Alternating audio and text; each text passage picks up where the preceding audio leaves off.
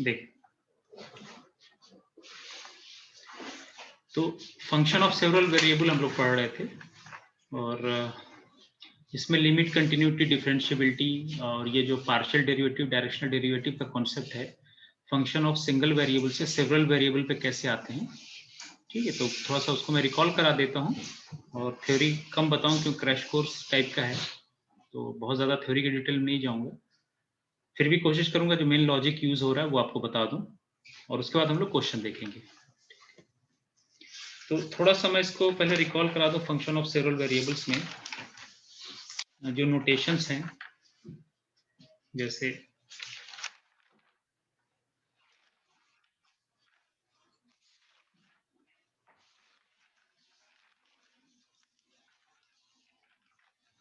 जो standard notation है,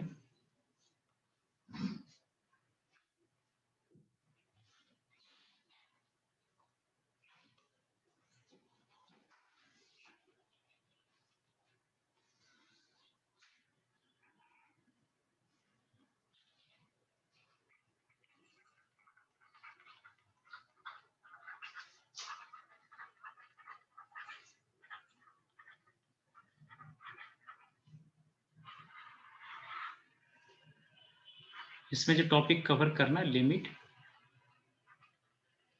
continuity, partial derivative,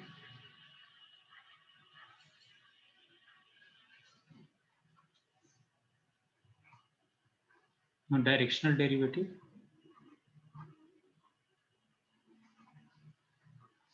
and differentiability.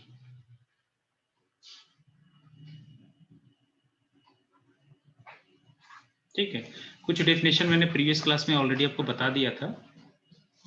तो सबसे पहले नोटेशन देखते हैं कि नोटेशन क्या यूज करते हैं। तो अगर जैसे सपोज करो कि फंक्शन है कोई, और वो से आर या R2 के सबसेट से डिफाइन है। Suppose f is from S to R where S is subset of R। ठीक है, पहला। तो देखो ये कोडोमेन क्या है, रियल है ना। जैसे क्या कहेंगे, F is real valued function of one variable. F is real valued function of one variable.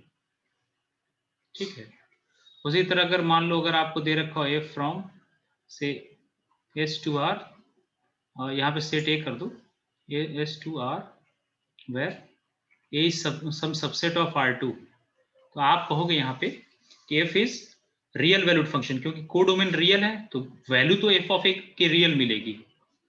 ठीक है, यहाँ से आप कोई भी एलिमेंट लोगे तो हमेशा वैल्यू क्या मिलेगी, रियल मिलेगी। तो हम इसे क्या कहेंगे, F is real valued function of two variable, क्योंकि डोमेन ए जो है वो R2 का सबसेट है। तो ए का कोई भी मेंबर अगर होगा, x बिलोंगिंग टू ए है, तो x को आप क्या लिखोगे, x1 x2, क्योंकि R2 का मेंबर है। R2 means R cross R। तो so f is real valued function of two variable, real valued function of two variable,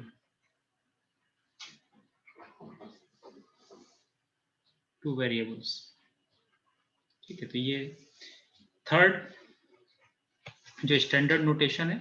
मान लो f some be subset of say in general Rn to R अगर है, तो इसे हम क्या कहेंगे, तो हम यहाँ पे कहेंगे कि real valued function of n variable. देखो रियल वैल्यूड फंक्शन है, और कोई भी यहाँ एलिमेंट लोगे तो Rn का सबसेट है, तो Rn का कोई भी एलिमेंट जो होगा वो n टपल्स होगा। तो आप इसको क्या कहोगे, f is real valued function, real valued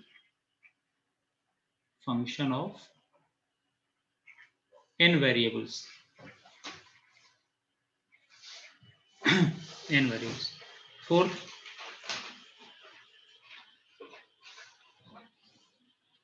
and suppose f is from say C, some subset of Rn to Rm, some subset of Rn to Rm, then where m is not equal to 1, where m is not equal to 1, then we will call it vector valued function of n variables, vector valued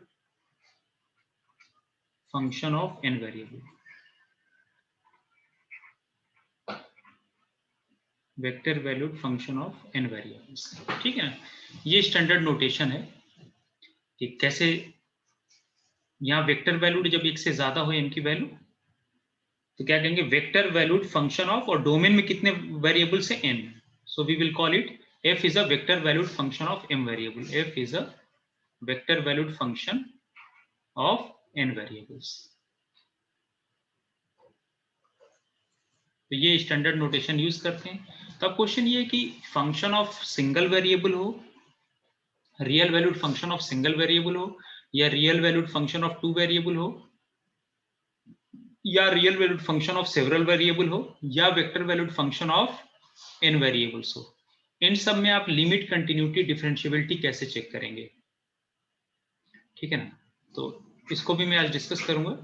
और तो जो सारा generalisation है basically यही से single variable से लेकर generalise करते हैं, फिर देखते हैं कि जो इंट्यूशन था जनरलाइजेशन का वो यहीं से आया कि जैसे real valued function of single variable है तो क्या मैं इसको real valued function of several variable में कैसे डिफाइन करेंगे, लिमिट के डेफिनेशन को, कंटिन्यूटी को, डिफरेंशिएबिलिटी को, और क्या डिफरेंशिएबिलिटी वेक्टर वैल्यूड फंक्शन में एक्सटेंशन क्या वैलिड है, तो वो सब आगे उसका डिटेल देखेंगे।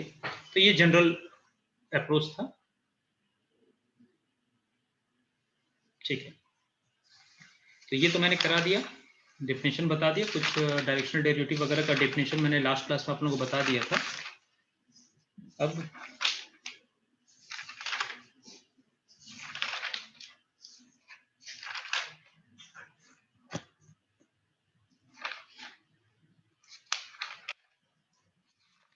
लिमिट कंटिन्यूटी डिफरेंशिएबिलिटी को हम लोग दो अप्रोच से देखेंगे। लिमिट कंटिन्यूटी को एक सीक्वेंशियल अप्रोच से और एक दूसरा जो पाथ वाला अप्रोच है उससे। तो इसमें पहले थोड़ा सा मैं लिमिट वगैरह रिकॉल करा दूं, सीक्वेंशियल अप्रोच से लिमिट का क्या डेफिनेशन है। और तो इसमें ये है, जैसे लिमिट के डेफिनेशन में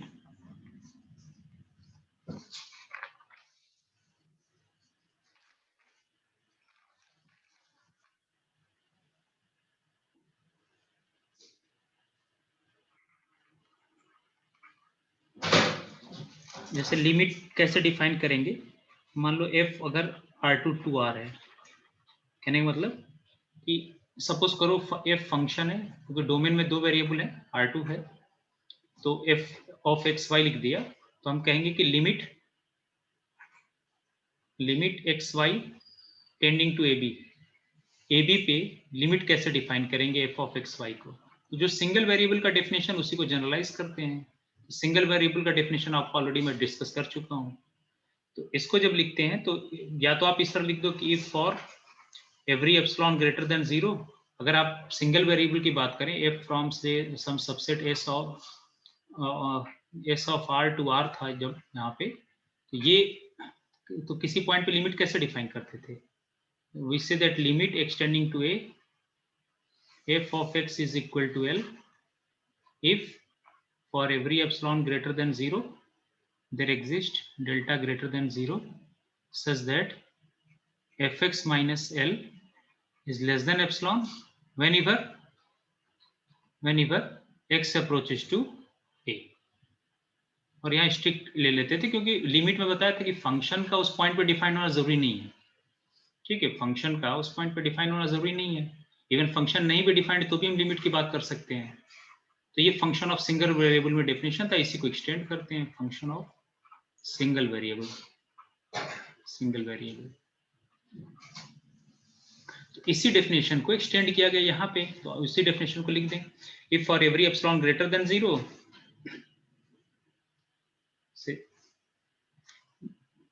if for every epsilon greater than 0 there exists delta greater than 0 such that f of x y minus L is less than epsilon whenever 0 is less than mod of x minus a less than delta and 0 less than mod y minus a is less than delta, means whenever x approaches to a and y approaches to say b, y approaches to b। Even यहाँ delta 1 delta 2 करके आप चाहो तो उसका minimum ले लो, क्योंकि जो दोनों में कॉमन होगा उसी इंटरसेक्शन के लिए बात करेंगे, तो इसलिए मैंने पहले से यहाँ डेल्टा ले लिया। अब ये एक्चुअल में एग्जैक्ट इसी का जनरलाइजेशन जैसे सिंगल वेरिएबल में जो करते हैं, जो सिंगल वेरिएबल में यहाँ करते हैं उसी का एग्जैक्ट जनरलाइजेशन है।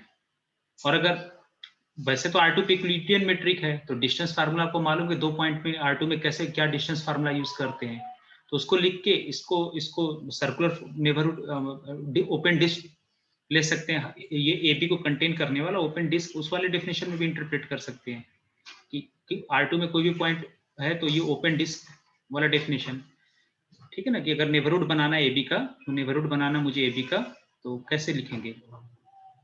सो neighbourhood is collection of all those points from R2 such that, यहाँ पे मैं लिख देता हूँ, जैसे मान लो मुझे नेबरहुड बनाना है या कह लो बॉल अराउंड बनाना है पॉइंट AB और डेल्टा रेडियस का, तो यहाँ क्या all those x y belonging to R2 such that under root distance formula ये तो लगाएंगे x माइनस एक, अगर x minus a whole square plus y minus b whole square is less than delta. या तो इस तरह लिख दो या इस तरह लिख दो, इससे इसको सॉल्व करोगे तो रेक्टेंगुलर मिल जाएगा, रेक्टेंगुलर को ओपन रेक्टेंगल मिल जाएगा AB के राउंड ओपन रेक्टेंगल मिल जाएगा, बाउंड्री पॉइंट इंक्लूड नहीं होंगे। हम ओपन डिस्क देखते हैं या ओपन रेक्टेंगुलर रीजन देखते हैं। अब वो अलग बात है कि इसके अंदर चाहो तो आप इसको कंटेन करा लो या इसके अंदर सर्किल ओपन डिस्क को कंटेन करा लो, ठीक है। क्योंकि दोनों ये नॉन निगेटिव है तो इसका स्क्वायर करके यहाँ पे ये चीज ला सकते हैं, और स्क्वायर करके अगर ऐड करेंगे तो ये चीज आ जाएगा डेल्टा 2 डेल्टा स्क्वायर को डेल्टा डैश से कुछ रिप्लेस कर दो। ये जस्ट एक इंटरप्रिटेशन है, मैं इस थ्योरी को यहाँ ज्यादा डिस्कस नहीं करने वाला हूँ। क्वेश्चन कैसे सॉल्व करेंगे उसको देखेंगे, क्योंकि क्रैश कोर्स टाइप का तो मैं बहुत ज्यादा इसके डिटेल में नहीं जाऊंगा, ठीक है। R3 में इसी ओपन डिस्क को हम ओपन स्फीयर से रिप्लेस कर देते हैं। तो एक तो ये डेफिनेशन हो गया, दूसरा इसका होता है सीक्वेंशियल अप्रोच। तो सीक्वेंशियल अप्रोच में क्या करते हैं, सीक्वेंशियल अप्रोच में हम ये क्लेम करते हैं, क्योंकि सीक्वेंस भी आपको पढ़ा दिया गया तो थोड़ा सा मैं सीक्वेंशियल अप्रोच भी बता दूं कि V से लिमिट से एक्सटेंडिंग टू ए, मान लो fxy लिया है ना, fxy is equal to L for say when xy tends to AB is equal to L if and only if whenever sequence xn yn converges to AB implies that f of xn yn converges to is convergent। ये sequential approach का definition है किसमें, sequence इसको use करेंगे। देखो इसको mainly हम जो यूज करेंगे ना वो वहां यूज करेंगे जैसे डिस्कार्ड करने के लिए कि लिमिट एग्जिस्ट नहीं करती, तो हम क्या करेंगे ऐसे सीक्वेंस एक्शन, जैसे मान लो ये सब डेफिनेशन में अभी R2 बता रहा हूँ ना, R2 टू R मैपिंग है R2 के किसी सबसेट A से R2 से 2R, real valued function of two variable में समझा रहा हूँ पहले। तो अगर आप real valued function of two variable में आप कहते हो कि fxy की लिमिट L है, तो जब भी आप ऐसे सीक्वेंस चूज करो, ये लेके चलना होता है कि जब भी आपको ऐसे सीक्वेंस xn yn मिले जो AB को कन्वर्ज कर रहे हो, तो f of xn yn भी कन्वर्जेंट होना चाहिए, ठीक है ना। f of xn yn continuity में क्या कर देते हैं, कंटिन्यूटी में बस इतना फर्क होता है कि हम वो जो डेफिनेशन लिखते थे इससे पहले वाले पेज पे जो मैंने डेफिनेशन लिखा था, तो उस डेफिनेशन में हम फंक्शन की वैल्यू जो लिमिट आती है उसको फंक्शन के वैल्यू से इक्वेट कर देते हैं, यही एक एक्स्ट्रा पॉइंट ऐड हो जाता है। तो ये लिमिट के लिए हो गया, और कंटिन्यूटी में यहीं पे थोड़ा सा और चेंज कर देते हैं। कंटिन्यूटी में क्या हो जाएगा, V से लिमिट, तो कंटिन्यूटी का डेफिनेशन में बता दूं, फिर एक दो एग्जांपल से आपको सीक्वेंशियल अप्रोच समझा देता हूं। और दूसरा तो कंटिन्यूटी में अगर इसी डेफिनेशन को यूज करना है तो आप ऐसे कह सकते हो कि suppose A is some subset of R2 and f is a function from A to real valued function, अभी मैं रियल वैल्यूड फंक्शन की बात कर रहा हूं। सो वी से the f is continuous at say AB at some point AB of the domain if and only if limit xy tending to AB, xy tending to AB, f of xy is equal to f of a b, बस इतना फर्क हो जाता है। तो ये जो limit है ना, यहाँ सिर्फ कन्वर्जेंट के साथ साथ इसकी ये एफ ऑफ ए बी की इक्वल लिमिट होनी चाहिए। ठीक है, तो अब R2 में आप जानते हो कि ये यूज करके कि जब भी आप ऐसे सीक्वेंस लोगे, अगर एक्स एन वाई एन, जब भी आप ऐसे सीक्वेंस लेते हो, जैसे मान लो मैंने एक सीक्वेंस लिया x n y n, f is continuous only limit f x equal to alpha, यहाँ f is continuous at AB if and only if limit fxy equal to f of AB whenever, यहाँ note कर लेना, whenever xn yn converges to AB। तो ये condition आपको लेके चलना है, ये लेके चलना, और जब भी ऐसा हो तो ये दिखाना है। तो इसको बेसिकली यूज करें हम डिस्कार्ड करने के लिए। आप एक ऐसा सीक्वेंस बनाओ, डिस्कार्ड करना किसी पॉइंट AB पे कंटिन्यूअस नहीं है, तो आप ऐसा सीक्वेंस बनाओ जहां जहां xn yn तो A और B को जा रहा हो, लेकिन f of xy, f of xn yn जो है वो f of AB के इक्वल नहीं हो रहा हो। तो इसमें f of xn, बल्कि इसको चाहो तो सीक्वेंस है तो f of xn yn लिख दो, f of xn yn is converging to AB। अगर देखा कंटिन्यूअस है तो ये हर एक जब भी सीक्वेंस xn yn AB को जाए तो f of xn yn किस पे जाना चाहिए, f of AB पे कन्वर्ज करना चाहिए।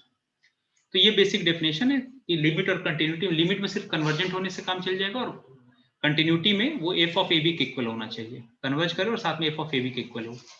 ठीक है, तो ये सब यूज करेंगे, मैं काउंटर एग्जांपल से इसको समझा दूंगा। इसमें एग्जांपल के तौर पे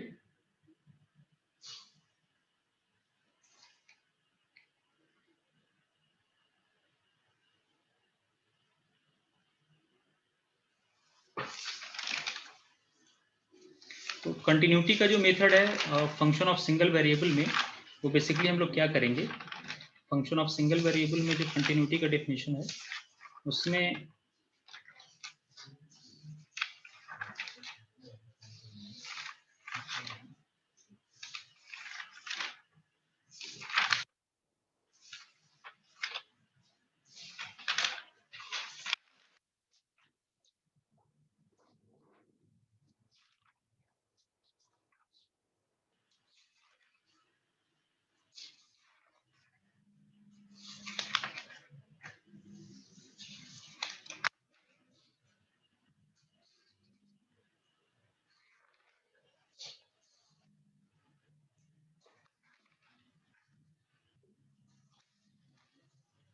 उसमें जो हम एल्गो यूज करेंगे कंटिन्यूटी लिमिट के लिए, जो हम यूज करेंगे, जो पहला स्टेप पे होगा, सपोज करो कि मुझे शो करना है कि fxy की limit xy tending to AB पे, xy टेंडिंग टू AB पे क्या है, इज इक्वल टू L है। ठीक है, ये मुझे सपोज शो करना है। तो हम स्टार्टिंग कहाँ से करेंगे, यहाँ से करेंगे। पहला स्टेप होगा, जो स्टेप 1 होगा, वो ये होगा कि आप fxy माइनस L, ये इसको लेके चलेंगे और try to simplify this one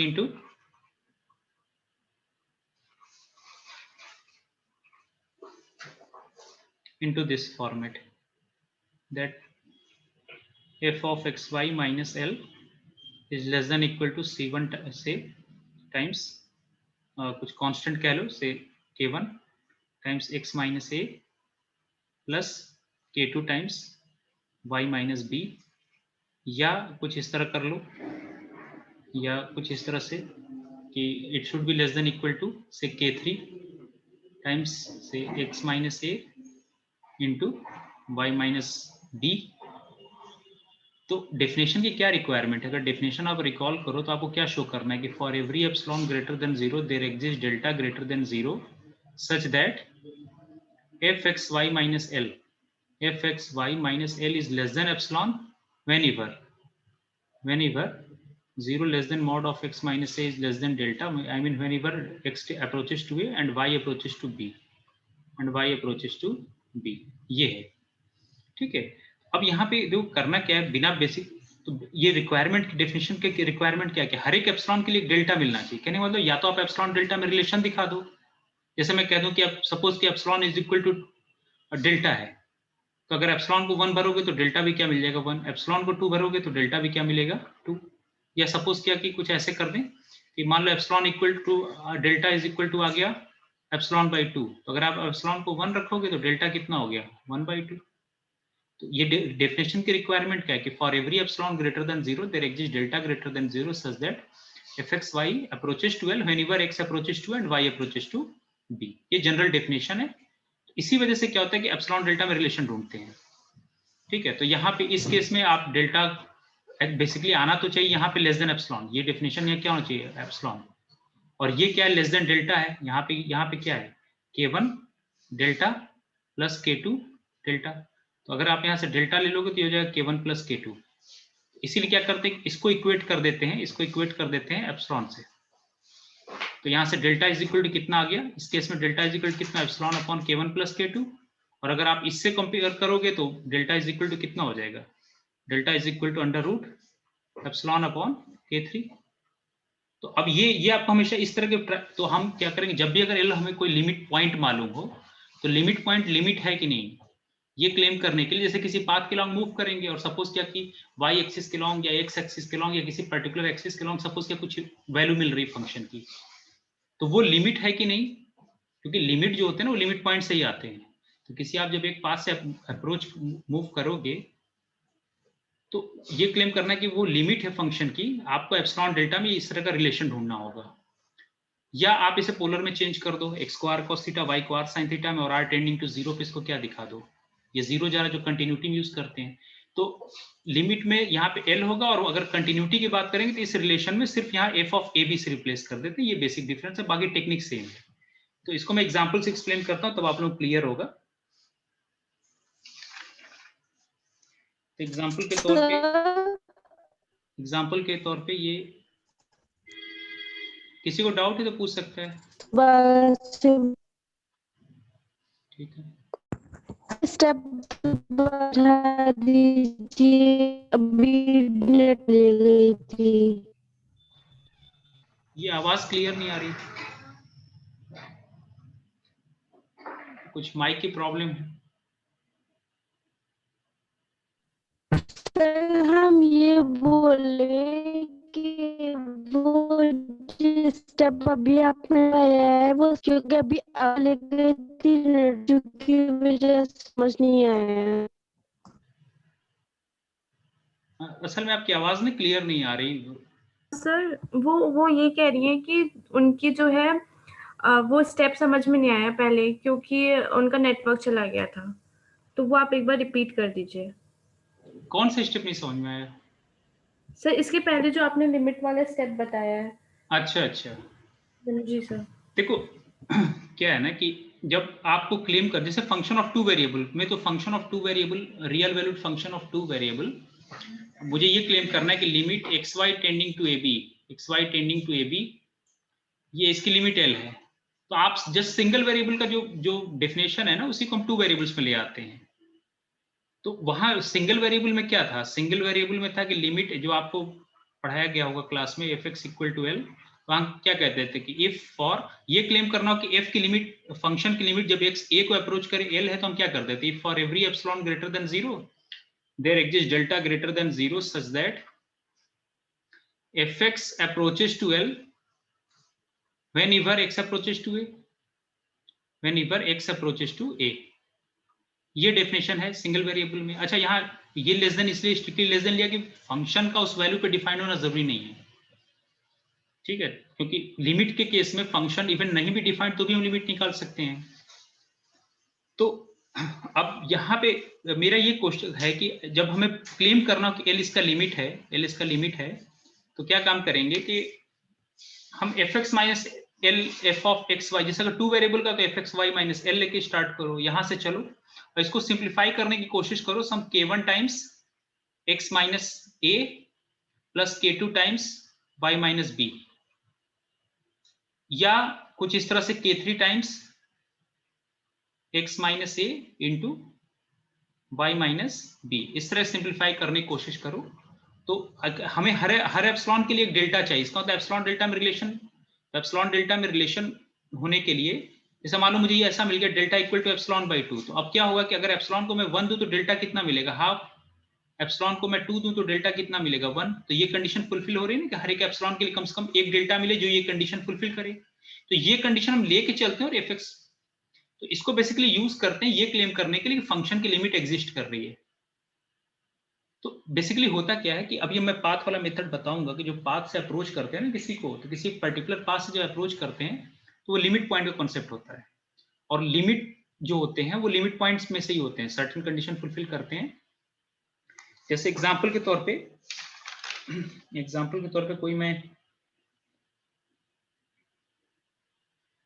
कोई भी फंक्शन मैं एग्जांपल ले लेता हूं, जैसे मैंने ये ले लिया,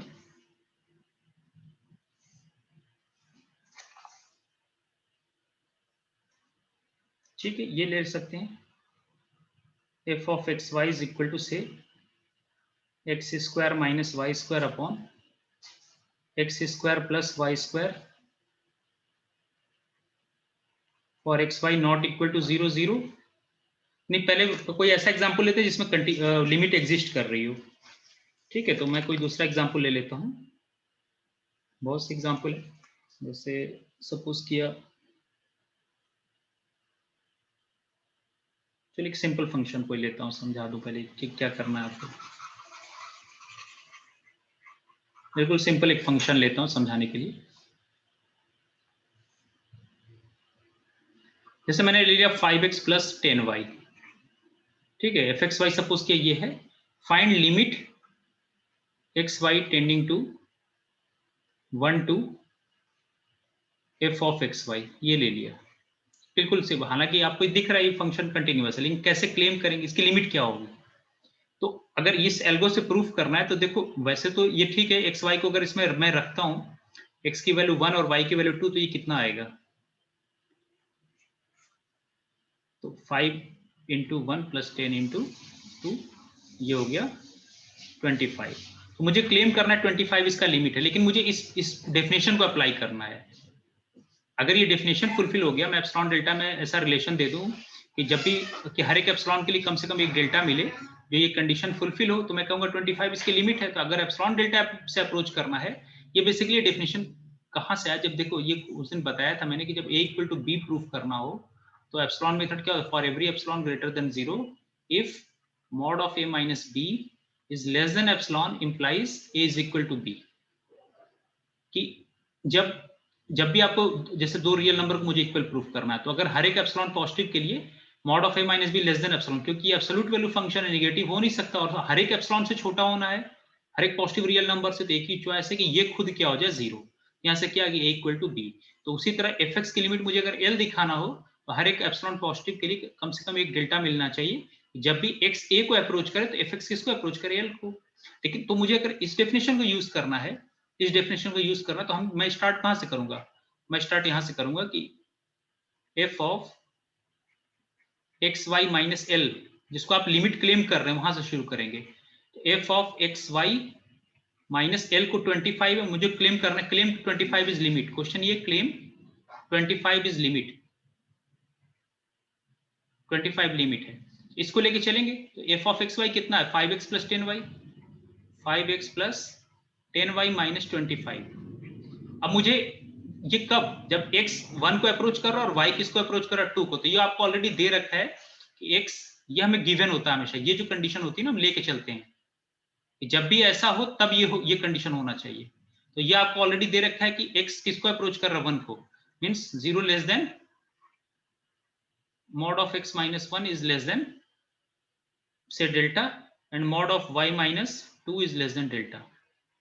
ठीक है, जब x 1 को अप्रोच कर रहा हूं, y 2 को अप्रोच कर रहा हूं, ये चीज दे रखा है। तो मुझे इस फॉर्मेट में लाना होता है ताकि मैं एप्सिलॉन डेल्टा में रिलेशन निकाल सकूं। तो अब आप इसको चाहो तो इसको सिंप्लीफाई कर लो। मुझे इसको किससे रिप्लेस करना है, इसको मुझे लाना है 5 टाइम्स, यहां कर दो x माइनस 5, x माइनस ए लाना होता है ना, x माइनस ए और y माइनस बी। तो 5 टाइम्स x माइनस 1, सॉरी 1 कर दो, प्लस 10 टाइम्स y माइनस 2 कर दो। तो एक्स्ट्रा टर्म कितना आया, देखो 5x माइनस 5, तो बैलेंस करने के लिए प्लस 5, ऑलरेडी यहाँ पे 25 20 बच गए, और यहाँ पे 10y माइनस 20, 10 माइनस 20 25 बैलेंस हो गया, तो ये हो गया। ये क्या हो जाएगा, और आपको मालूम है mod of a plus b क्या होता है, less than equal to mod a plus mod b. ये ट्रायंगल इनइक्वलिटी यहाँ यूज कर लो, तो इसको मैं लिख सकता हूँ 5 times mod of x minus a plus 10 times mod of y minus 2। अब ये क्या है, लेस देन डेल्टा। अगर आप यहाँ पे देखो तो ये चीज आपने क्या एज्यूम किया कि x माइनस 1 क्या लेस देन डेल्टा और y माइनस 2 क्या लेस देन डेल्टा। तो अगर आप यहाँ रखोगे ये 5 डेल्टा प्लस 10 डेल्टा, लेकिन ओवरऑल यहाँ होना तो चाहिए एप्सिलॉन, इसको एप्सिलॉन से इक्वेट कर देते हैं। तो यहाँ से डेल्टा कॉमन हो गया, तो डेल्टा इक्वल टू कितना हो गया, एप्सिलॉन बाई, सॉरी यहाँ पे कितना था, 10y माइनस 20, सही लिखा है 10y, हाँ ठीक है, 5x माइनस 5 है और 10y माइनस 20, तो माइनस 5 और माइनस 20, हाँ 25 बैलेंस हो गया ना, सही। तो अब यहाँ पे, तो यहाँ से ये जब इसको कंपेयर किया तो डेल्टा इक्वल टू कितना मिल गया, डेल्टा इक्वल टू हो गया एप्सिलॉन अपॉन डेल्टा कॉमन ले लो 15। देखो मैंने एप्सिलॉन डेल्टा में एक रिलेशन दे दिया। अब अगर एप्सिलॉन को आप 1 लेते हो डेल्टा कितना मिलेगा 1/15, तो ये डेफिनेशन फुलफिल कर गया ना। तो ये अप्रोच होता है प्रूफ करने का, ठीक है। ये क्वेश्चन मैंने इसलिए बताया कि कैसे शो करेंगे कि अगर आपको जब क्लेम करना हो कि कोई नंबर इसका लिमिट है, तो इस तरह मुझे एप्सिलॉन डेल्टा में रिलेशन निकालना होता है। क्लियर हुआ ये चीज? यस फैजान, क्लियर हुआ आपको? यस सर, आ गया समझ में थोड़ा सा। ठीक ना, तो कोई भी बुक उठा के देख लो, उसमें ये सब दिया होता है। अब आते हैं कुछ और अच्छे क्वेश्चंस पे चलते हैं।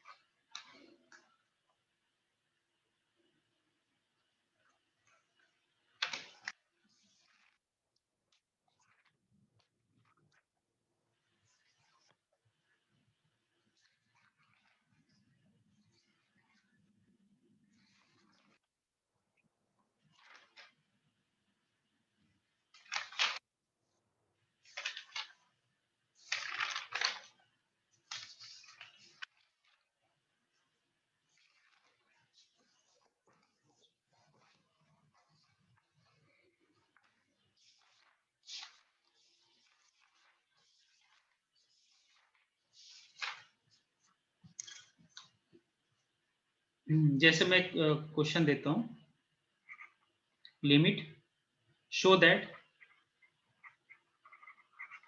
Limit xy tending to 0 0 f of xy is equal to 0 where f of xy is equal to x square plus y square। ठीक है, तो अब इसको भी शो करने के लिए वही टेक्निक करेंगे। अब वैसे देखो 0 0 रखने पे क्या जा रहा है, 0 जा रहा है, लेकिन क्लेम करना कि 0 इसकी लिमिट है, क्या करेंगे आप, स्टार्ट यहां से करेंगे f of xy माइनस 0, ये l की वैल्यू क्या है 0, जिसको आप लिमिट क्लेम कर रहे हैं, तो कितना हो गया mod of x square plus y square minus 0। अच्छा आपको गिवन क्या है, मैं ये लेके चलता हूँ ना, mod of 0 x minus a is less than delta and mod of y minus b is less than delta, ये तो लेके चलते हैं। a और b की क्या होता है, जिसपे आपको लिमिट निकालना होता है, a और b यहाँ क्या है 0 है, इसको 0 से रिप्लेस कर दो। तो आपको क्या दे रखा है, आपको ये दे रखा है 0 less then mod of x minus A, x minus 0 is less than delta and 0 less then mod of y minus 0 is less than delta, ये आपको ये गिवन है। अब इसको यूज करके आपको एप्सिलॉन डेल्टा में रिलेशन निकालना है। अब इसके बहुत से तरीके हैं, या तो आप इसको, आप ये ट्रायंगल इनइक्वलिटी भी चाहो तो यूज कर लो, तो ये क्या हो जाएगा, इसको मैं लिख सकता हूँ less than equal to mod of x square plus mod of y square, चाहे स्क्वायर बाहर कर दो चाहे अंदर कर दो, कोई फर्क तो पड़ेगा नहीं। तो इसको मैं ये भी लिख सकता हूँ mod x whole square plus mod of y square. अब ये बताओ मॉड ऑफ एक्स अगर लेस देन डेल्टा है और दोनों क्वांटिटी नॉन निगेटिव है, इधर भी एब्सोल्यूट वैल्यू फंक्शन है, तो मैं इन दोनों का स्क्वायर वैलिड है, इनइक्वलिटी मेंटेन रहेगी। तो यहाँ पे मॉड ऑफ एक्स स्क्वायर क्या होगा लेस देन डेल्टा स्क्वायर, और यहाँ पे मॉड ऑफ वाई स्क्वायर क्या है लेस देन डेल्टा स्क्वायर। तो मैं यहाँ पे रख देता हूँ, कितना हो जाएगा, क्योंकि यहाँ स्ट्रिक्टली लेस देन है, तो आ जाएगा less than delta square plus delta square is equal to 2 delta square. लेकिन बेसिकली आना क्या चाहिए, डेफिनेशन को ये डिमांड करता है ना, f of x y minus l is less than epsilon होना चाहिए, यहाँ पे एप्सिलॉन होना चाहिए। तो हम क्या करेंगे, इस 2 डेल्टा स्क्वायर को किससे इक्वेट कर देंगे, एप्सिलॉन से। तो डेल्टा स्क्वायर किसके बराबर हो गया, एप्सिलॉन बाई 2। तो डेल्टा कितना हो गया, अंडर रूट एप्सिलॉन बाई 2। तो आपको ये जो रिक्वायरमेंट था कि for every epsilon greater than 0 there exist delta greater than 0 such that f of xy minus L is less than epsilon whenever x approaches to a, whenever x approaches to a and y approaches to b, वो fulfil हो गया। हर एक epsilon के लिए delta मिलना चाहिए, वो मैंने यहाँ पे दे दिया। देखो अब आप अगर एप्सिलॉन को 1 लेते हो तो डेल्टा कितना मिलेगा, अंडर रूट हाफ से। तो जो भी आप एप्सिलॉन को वैल्यू दोगे डेल्टा मिल जाएगा, तो वो डेफिनेशन फुलफिल कर गया ना। तो डेफिनेशन फुलफिल कर गया तो मैं क्या कहूंगा, 0 इज इट्स लिमिट। क्लियर हुआ। एक्चुअली बहुत से लोग एप्सिलॉन डेल्टा देख के घबरा जाते हैं। ठीक है, बहुत सिंपल सा रिप्रेजेंटेशन है। अगर आपको ये समझ में आ गया ना कि a इक्वल टू बी, इस चीज पे तो गौर करो जो मैं ये बता रहा हूं कि a इक्वल टू बी के लिए ये करते हैं कि for every epsilon greater than 0 if mod of a minus b is less than epsilon implies a is equal to b। इसी को मैं यूज कर रहा हूं। For every epsilon, if fxy minus L is less than epsilon implies limit of fxy is L। ठीक है, चलो अब ऐसे कुछ और क्वेश्चन करते हैं। इसको चाहो तो पोलर में भी कर सकते हो। और उसी के साथ साथ अगर फंक्शन की लिमिट, अगर मान लो वही जो इससे पहले फंक्शन डिफाइंड था वो कुछ इस तरह होता है, f of x y is equal to x square plus y square if x y is non-zero and 0 if x y equal to 0। तो अभी आपने लिमिट तो इसका 0 क्लेम कर दिया, लेकिन लिमिट के साथ साथ limit x y tending to 0 0 f of x y is equal to 0 मैंने क्लेम तो किया, और वही फंक्शन की वैल्यू है। फंक्शन की वैल्यू 0 0 पे भी क्या असाइन कर रखा है, 0 0। तो इसका मतलब f क्या हो गया, continuous. f is continuous also. ठीक है, f इज कंटिन्यूअस ऑल्सो, क्योंकि लिमिट ऑफ फंक्शन जो है वो value of function at that point के इक्वल है। तो फंक्शन क्या होगा, कंटिन्यूअस। यही तो एक एक्स्ट्रा कंडीशन ऐड कर देते कंटिन्यूटी चेक करते वक्त। तो ये फंक्शन क्या हो गया, कंटिन्यूअस। तो ये छोटे छोटे एग्जांपल दिए। अब कुछ एक और एग्जांपल करा देता हूँ, शो दैट, ताकि थोड़ा सा ये आपको एप्सिलॉन डेल्टा जो है ना चीजें समझ में आने लगे। क्या, limit x y tending to 0 0 x y into x square minus y square upon x square plus y square is equal to 0। यहाँ भी शो करना है कि इसकी लिमिट, ये बेसिकली रियल वैल्यूड फंक्शन है। देखो एफ फ्रॉम कहाँ है, सम सबसेट ऑफ R2 से S टू R है ना। तो जो f की फाइनल वैल्यू मिलेगी वो कोई रियल नंबर होगी। f की जो फाइनल वैल्यू है क्या है, कोई रियल नंबर, क्योंकि मैं real valued function of 2 variable की बात कर रहा हूं। ये नोटेशन क्लियर हुआ। तो बेसिकली ये है कि जब आप 0 0 को 0 0 पे मैं लिमिट निकाल रहा हूं, जब असल में ये होता क्या है ना, जब आप R में होते हो तो किसी एक पॉइंट को अप्रोच करने के दो मेथड होते हैं, या तो लेफ्ट से अप्रोच करो या राइट से। तो वहां left hand limit right hand limit concept होता है। लेकिन जब R2 या R3 जब हायर डायमेंशन में जाओगे तो किसी एक पॉइंट को अप्रोच करने के इनफाइनाइट वेज होते हैं। ठीक है, तो वहां left hand right hand limit वो कॉन्सेप्ट यूज नहीं कर सकते। तो वहां पे ये डेफिनेशन यूज करेंगे। लेकिन हाँ, अगर फंक्शन कंटिन्यूअस है तो उसकी जो लिमिट है वो फंक्शन की वैल्यू के इक्वल होनी चाहिए उस पॉइंट पे, तभी फंक्शन कंटिन्यूअस होगा। ये एक एक्स्ट्रा कंडीशन ऐड हो जाता है। तो आप चाहो तो इसको पोलर मेथड में भी यूज कर सकते हो। तो आपको फाइनली एप्सिलॉन डेल्टा में एक रिलेशन निकालना है। तो ये आपको क्लास में कराया गया होगा, मैं बहुत ज्यादा इसके डिटेल में नहीं जा रहा हूँ, किताब निकाल के देख लेंगे। क्योंकि क्रैश कोर्स टाइप का मैं करा रहा हूँ तो इस वजह से मैं बहुत ज्यादा इसके डिटेल नहीं जा रहा हूँ। तो पोलर फॉर्म में आप किसी भी पॉइंट का रिप्रेजेंटेशन क्या होता है, एक्स को आर कॉस थीटा, वाई को आर साइन थीटा। तो मुझे ये शो करना है इसकी लिमिट एग्जिस्ट करनी, तो वही दोबारा करेंगे। F of x y minus 0 मुझे क्लेम करना है, इसकी लिमिट ही लेके चलो। कितना हो जाएगा, x is r cos theta, y को आर साइन थीटा लिख दो, तो r square sine theta cos theta, और यहाँ कितना हो गया आर स्क्वायर, इसको cos square theta minus sine square theta cos 2 theta होता है, उसको आप यूज कर लेना, कॉस 2 थीटा अपॉन ये x को r cos थीटा, y को r sin थीटा पुट करोगे तो x square plus y square r square हो जाएगा। ठीक है, तो इसको मैं लिख सकता हूँ is equal to r square by 2 और cos यहाँ पे साइन थीटा कॉस थीटा को लिख दो। आपको मालूम है साइन 2 थीटा कितना होता है, 2 साइन थीटा कॉस थीटा, तो 2 से नीचे डिवाइड करके इसको लिख सकते हैं sine 2 theta into cos 2 theta, है ना। और ये दोबारा यूज कर लो, sine 2 theta is equal to 2 sine theta cos theta, और कॉस 2 थीटा कितना होता है, कॉस 2 थीटा होता है cos square theta minus sine square theta. तो ये जस्ट एक करा दे रहा हूँ पोलर फॉर्म से भी, ताकि आपको कैसे सिंप्लीफाई करना वो समझ में आ जाए। तो एक 2 से और नीचे डिवाइड करके और इसको साइन में चेंज कर लो, कितना हो जाएगा sine of 4 theta, sine of 4 theta. और ये क्या होगा, less than equal to r square by 4, mod of a b जो होता है क्या होता है, less than equal to mod a mod b, तो वो यहाँ यूज कर लो इंटू साइन 4 थीटा। और साइन 4 थीटा की मैक्सिमम वैल्यू कितनी होती है 1, साइन थीटा की मैक्सिमम वैल्यू कितनी होती है 1, इसको इसके मैक्सिमम वैल्यू से रिप्लेस कर दो, तो मैं लिख सकता हूँ less than equal to r square by 4, और r स्क्वायर क्या था आपका x square plus y square by 4। अब तो ये तो आप लेके चलते हो ना, यहाँ पे इससे क्या मिलेगा, इससे मिलेगा कि mod of x minus 0 is less than delta and mod of y minus 0 is less than delta, ये तो इसका मीनिंग होता है। तो यहाँ से ये जो मिल गया, अब मुझे इसको एप्सिलॉन डेल्टा में रिलेशन निकालना है, तो यहाँ से मैं क्या कह सकता हूँ कि mod of x square less than delta square और मॉड ऑफ y स्क्वायर क्या हो जाएगा लेस देन डेल्टा स्क्वायर। तो यहाँ पे चाहो तो आप उससे रिप्लेस कर दो, स्ट्रिक्टली लेस देन हो जाएगा delta square plus delta square by 4 और डेल्टा स्क्वायर बाई 2, लेकिन आना चाहिए था इसकी जगह एप्सिलॉन, तो इसको एप्सिलॉन से इक्वेट कर दो, आपको डेल्टा एप्सिलॉन में रिलेशन मिल जाएगा और उसी डेफिनेशन को रिपीट कर दो।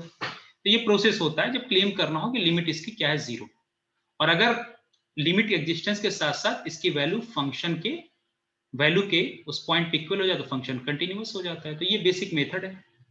एक क्वेश्चन मैं और करा देता हूं, आ रहा है समझ में। असल में अभी और अच्छे क्वेश्चन में आऊंगा, अभी वेट करें, थोड़ा सा 2-4 क्वेश्चन समझा दूं, क्योंकि बेसिक अक्सर लोग मिस कर जाते हैं। चलो दूसरा देखो, show that limit xy tending to 0 0 under root x square y square plus 1 minus 1 upon x square plus y square is equal to 0। तो रियल वैल्यूड फंक्शन है of 2 variables, real valued function of 2 variable, ये मुझे show करना है x tending to 0 और y tending to 0 पे। तो अब देखो यहाँ पे, अब इसको इस तरह सिंप्लीफाई करो कि आप एप्सिलॉन डेल्टा में एक रिलेशन ले आओ। तो एक चीज और देखो कि अगर x टेंडिंग टू 0, x बहुत स्मॉल और y टेंडिंग टू 0 है, ठीक है, if x y are small and tending to 0, तो आप इसको इस तरह भी लिख सकते हो इस फंक्शन को, ये जो है ना under root x square y square plus 1 minus 1 whole divided by x square plus y square. आप बाइनोमियल एक्सपेंशन भी यूज कर सकते हो। आप जानते हो बाइनोमियल एक्सपेंशन के लिए क्या होना चाहिए, एक टर्म 1 होना चाहिए, दूसरे टर्म लेस देन 1 होना चाहिए। तो ये टेंडिंग टू 0 है, तो मैं यहाँ पे हमेशा क्या है बाइनोमियल एक्सपेंशन यूज कर सकता हूँ। तो 1 प्लस, क्योंकि x tending to 0 y tending to, x square भी टेंडिंग टू 0 होगा, y स्क्वायर भी टेंडिंग टू 0 होगा। यहाँ से क्या आ गया x स्क्वायर y स्क्वायर भी क्या होगा टेंडिंग टू 0। एक टर्म 1 हो गया, दूसरा टर्म का मॉडुलस लेस देन 1 है, क्योंकि लिमिट क्या ले रहे हैं हम टेंडिंग टू 0 0। तो आप इसको बाइनोमियली एक्सपेंड कर सकते हो, इसको चाहो तो आप लिख लो 1 प्लस nx होता है, 1 प्लस nx तो पावर हाफ है, तो ये half into x square y square, और भी टर्म आप लिख सकते हो, लेकिन नीचे तो और एक्स वाई के हायर पावर आएंगे और limit x y tending to 0 0 रखने पे बाकी सारे टर्म 0 हो जाएंगे, तो और टर्म से लिखने की जरूरत नहीं है। और यहाँ -1 कर लो upon x square plus y square, ठीक है। तो या तो अब ये सब कैलकुलेशन आपको ऑलरेडी मैं करा चुका हूँ, तो ये 1 - 1 कैंसिल हो गया, ठीक है, क्या आ गया 1/2 x square plus y square upon, sorry x square into y square upon x square plus y square, ये हो गया। अब चाहो तो आप इस पे लिमिट ले लो, इसको सॉल्व कर लो, या तो इसको पोलर में चेंज कर दो या फिर डायरेक्ट यहीं से सॉल्व कर सकते हो, 0 0 दोनों साइड लिमिट ले लो। तो दोबारा फिर से वो कंडीशन यूज कर लो जो आपको दिया गया था। क्या आपको दे रखा है, क्योंकि मुझे 0 0 पे लिमिट निकालनी है तो ऑलरेडी आपको ये दे रखा है कि mod of x less than delta and mod of y less than delta. तो इसको यूज करके इनमें डेल्टा एप्सिलॉन में वैसे रिलेशन आ जाएगा। या दूसरा तरीका ये हो सकता है यहाँ पे, और भी इसको कर सकते हैं, या तो पोलर कोऑर्डिनेट में चेंज कर लो, तो ये x square y square upon x square plus y square हो गया। अच्छा, एक चीज और कर सकते हैं यहाँ पे कि मैं इसको लिख सकता हूँ less than equal to mod y square, लिख सकता हूँ मॉड वाई स्क्वायर बाई 2, और छोटा चाहो तो कर सकते हो। कैसे, देखो x square plus y square, क्योंकि दोनों टर्म नॉन निगेटिव है, ये greater than equal to x square होगा। अगर वाई स्क्वायर कोई भी स्क्वायर क्या होगा, ग्रेटर देन इक्वल टू 0, तो ये चीज तो मैं यहाँ से लिख सकता हूँ, या मैं इसको ऐसा लिख दूँ x square less than equal to x square plus y square. तो आप कर सकते हो x square upon x square plus y square क्या हो जाएगा, लेस देन इक्वल टू 1। तो इस क्वांटिटी को इसके मैक्सिमम वैल्यू 1 से रिप्लेस कर दो, ये जो इतनी क्वांटिटी है ना, इसको इसके मैक्सिमम से रिप्लेस कर दो, सॉरी ये जो इतनी, तो क्या बचेगा यहाँ पे वाई स्क्वायर बाई 2। अब ये बताओ mod y less than delta है, तो मैं इसको लिख सकता हूँ स्ट्रिक्टली, तो मॉड वाई स्क्वायर कितना होगा, मॉड वाई स्क्वायर होगा लेस देन डेल्टा स्क्वायर, तो मैं लिख सकता हूँ strictly less than delta square upon 2। हालांकि डेल्टा पॉजिटिव है और ये स्क्वायर है तो ये मॉड लगाने से कोई मीनिंग नहीं है, इसको आप सिंपली लिख दो डेल्टा स्क्वायर बाई 2। लेकिन यहाँ आना क्या चाहिए था, यहाँ तो आना चाहिए एप्सिलॉन, तो आप दोनों को इक्वेट करके रिलेशन निकाल दो, डेल्टा स्क्वायर इक्वल टू क्या हो गया 2 एप्सिलॉन, तो डेल्टा इक्वल टू कितना हो गया अंडर रूट 2 एप्सिलॉन। तो हर एक एप्सिलॉन के लिए आपको डेल्टा मिल गया, लिमिट इसकी प्रूफ हो गई। या इसको आप चाहो तो पोलर में चेंज कर लो। तो ये सब टेक्निक है जब ये क्लेम हो कि लिमिट प्रूफ करना हो कि ये लिमिट होगी। लेकिन अब क्योंकि ये एग्जाम आपका ऑब्जेक्टिव है तो ये सब टेक्निक हमें यूज नहीं करना, ये जस्ट आपको समझाने के लिए। अब आते हैं कैसे रिजेक्ट करना, वैसे क्वेश्चन देखते हैं। फिर डायरेक्शनल डेरिवेटिव क्वेश्चन कि सारे डायरेक्शनल डेरिवेटिव एग्जिस्ट करें तो फंक्शन डिफरेंशिएबल होगा कि नहीं, ठीक है, तो इनमें क्या रिलेशन है उसको देखते हैं। तो एक और क्वेश्चन लो, जैसे मैं आपको एक क्वेश्चन देता हूं,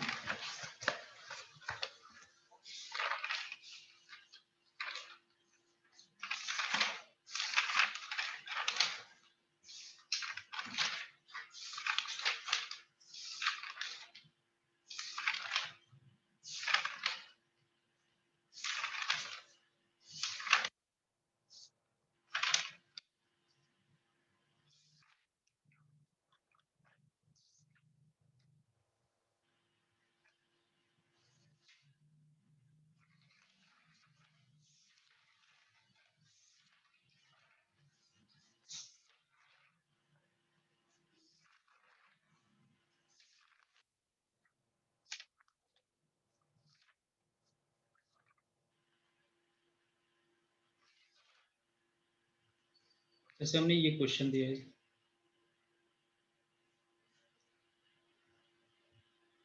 question is show that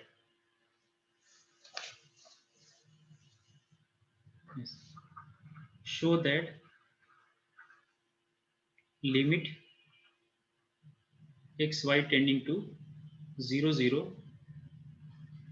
f of x y does not exist। पहले लिमिट पे आते हैं फिर उसके बाद इसी को कंटिन्यूटी पे, where f of x y is equal to say x square y upon x raised to the power 4 plus y square if x raised to the power 4 y square is not equal to 0 and 0 if x y is equal to 0 0। Means origin पे value 0 दे रखी है और non zero पे, क्योंकि अगर x Y पे यहाँ पे कोई एक भी जीरो हुआ तो ये प्रोडक्ट जीरो हो जाएगा, तो नॉन जीरो पॉइंट्स पे फंक्शन ये है, ठीक है। तो ये शो करना है कि इसकी लिमिट एग्जिस्ट नहीं करेगी। अब देखो लिमिट का जो बेसिक जो आइडिया है वो ये है कि आप जीरो, जैसे 0 0 मुझे लिमिट निकालना है तो या तो आप सिक्वेंशियल अप्रोच यूज कर लो या पाथ वाला मेथड यूज कर लो। और आपको ग्रेजुएशन में पढ़ाया गया है कि जब लिमिट को रिजेक्ट करना होता है तो आप ये दिखा दो कि कम दो डिफरेंट पाथ से डिफरेंट वैल्यूज मिल रहे हैं फंक्शन के, ठीक है, क्योंकि लिमिट का डेफिनेशन ये कि आप उस पॉइंट को किसी भी मेथड से, चाहे सिक्वेंशियल अप्रोच यूज करो, चाहे पाथ चूज करके उस पॉइंट को अप्रोच करो, एफ एक्स वाई की लिमिट सेम रियल नंबर आना चाहिए, है ना, f x y should tend to same real number. लेकिन अगर आप दो पाथ चूज करके ये दिखा दो कि दो सीक्वेंस या दो पाथ लिए जो 0 0 को तो जा रहे हैं, लेकिन उनसे जो वैल्यू आ रही है एफ ऑफ एक्स वाई की वो डिफरेंट है, ये शो कर दो तो रिजेक्ट हो जाएगा, ठीक है ना। तो उसको शो करने के लिए आप चाहे तो पाथ चूज कर सकते हो। तो देखो मैं एक क्वेश्चन करा दूं, इसको दो मेथड से करा दो, एक तो सिक्वेंशियल अप्रोच से भी करा देता हूं और एक जो आप तो to reject limit does not exist,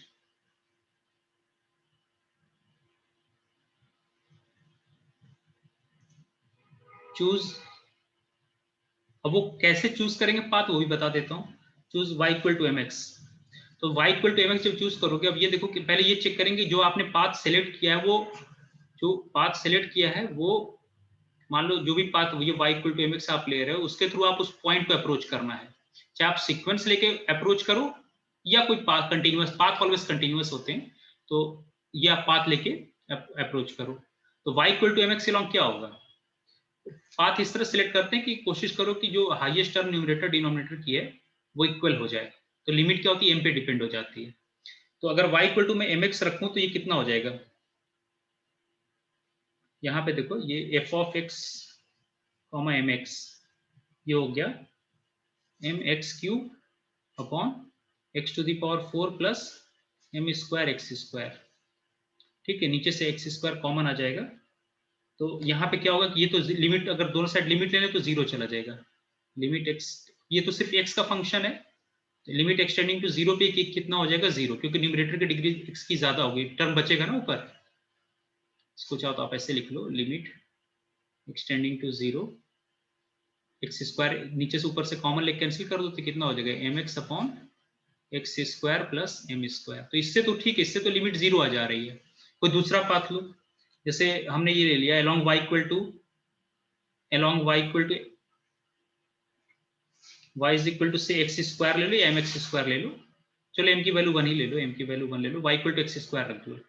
तो अगर मैं ये शो कर दूं कि 0 0 जब x y 0 को अप्रोच करेगा तो ऑब्वियस है y भी 0 को अप्रोच करेगा, क्योंकि y x कनेक्टेड इस रिलेशन से, तो जब x को आप 0 की तरफ ले जाओगे तो y भी 0, तो इस पाथ से हम 0 0 को रीच कर रहे हैं, है ना, या 0 0 से सेटिस्फाई कर रहा है।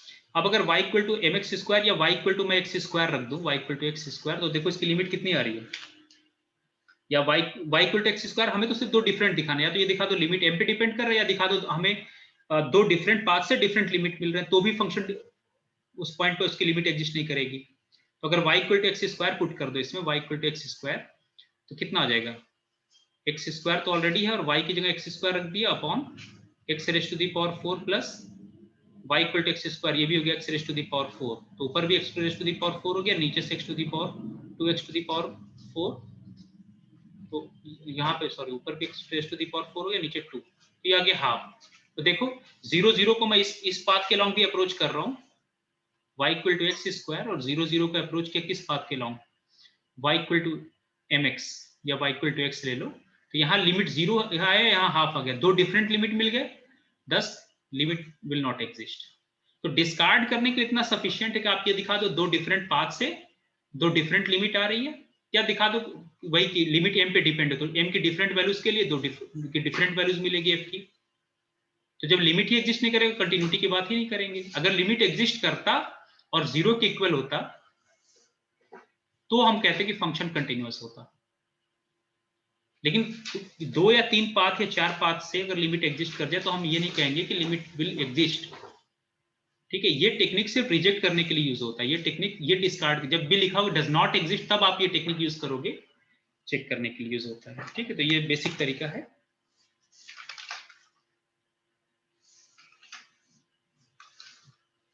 अब आप चाहो तो सीक्वेंस भी चूज कर सकते हो, चलो सीक्वेंस वाला लास्ट में कराऊंगा, सेम मेथड है, कोई फर्क नहीं पड़ने वाला, पहले थोड़ा सा और मैं बता दूं। यहाँ पे इसी को पाथ की जगह सीक्वेंस भी चूज करके कर सकते हैं।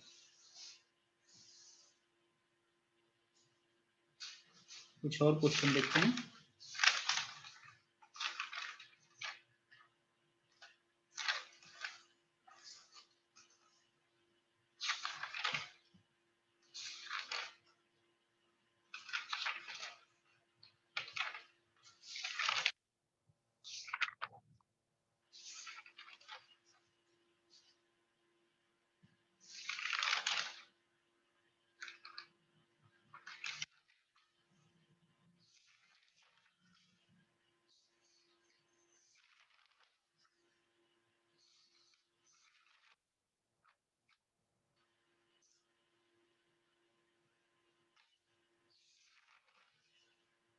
तो यहां से एक इंपॉर्टेंट रिलेशन ये भी मिला कि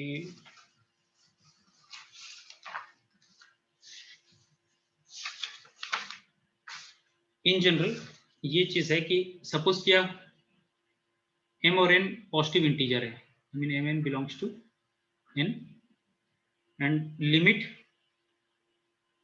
हालांकि इसको इन जनरल प्रूफ कर सकते हैं बस, but here I am not going to do it. Suppose we have x to the power n, y to the power n upon y raised to the power m upon x square plus y square. So the limit of this function will exist if and only if m plus n is greater than 2. ठीक है, तो ये अगर x के power और y के power का सम अगर यहाँ पे 2 से बड़ा है तो इस टाइप के फंक्शन में ये क्या होगा, तो ऑलवेज इसकी लिमिट एग्जिस्ट करेगी। ठीक है, कुछ और एग्जांपल देखते हैं।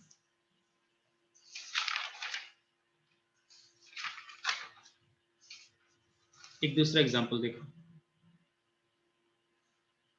What about this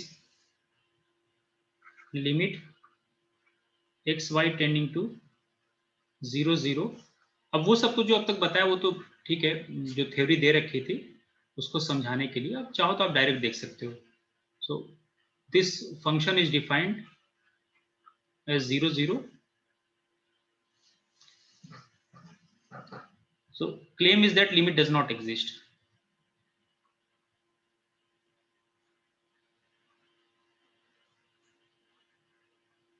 Limit does not exist. तो आप कोई भी दो, जब लिमिट एग्जिस्ट नहीं कर रही तो कोई भी दो पाथ लेके आप ये दिखा दो कि डिफरेंट पाथ से डिफरेंट लिमिट मिलेगा। आपको अप्रोच क्या करना है 0 0 को।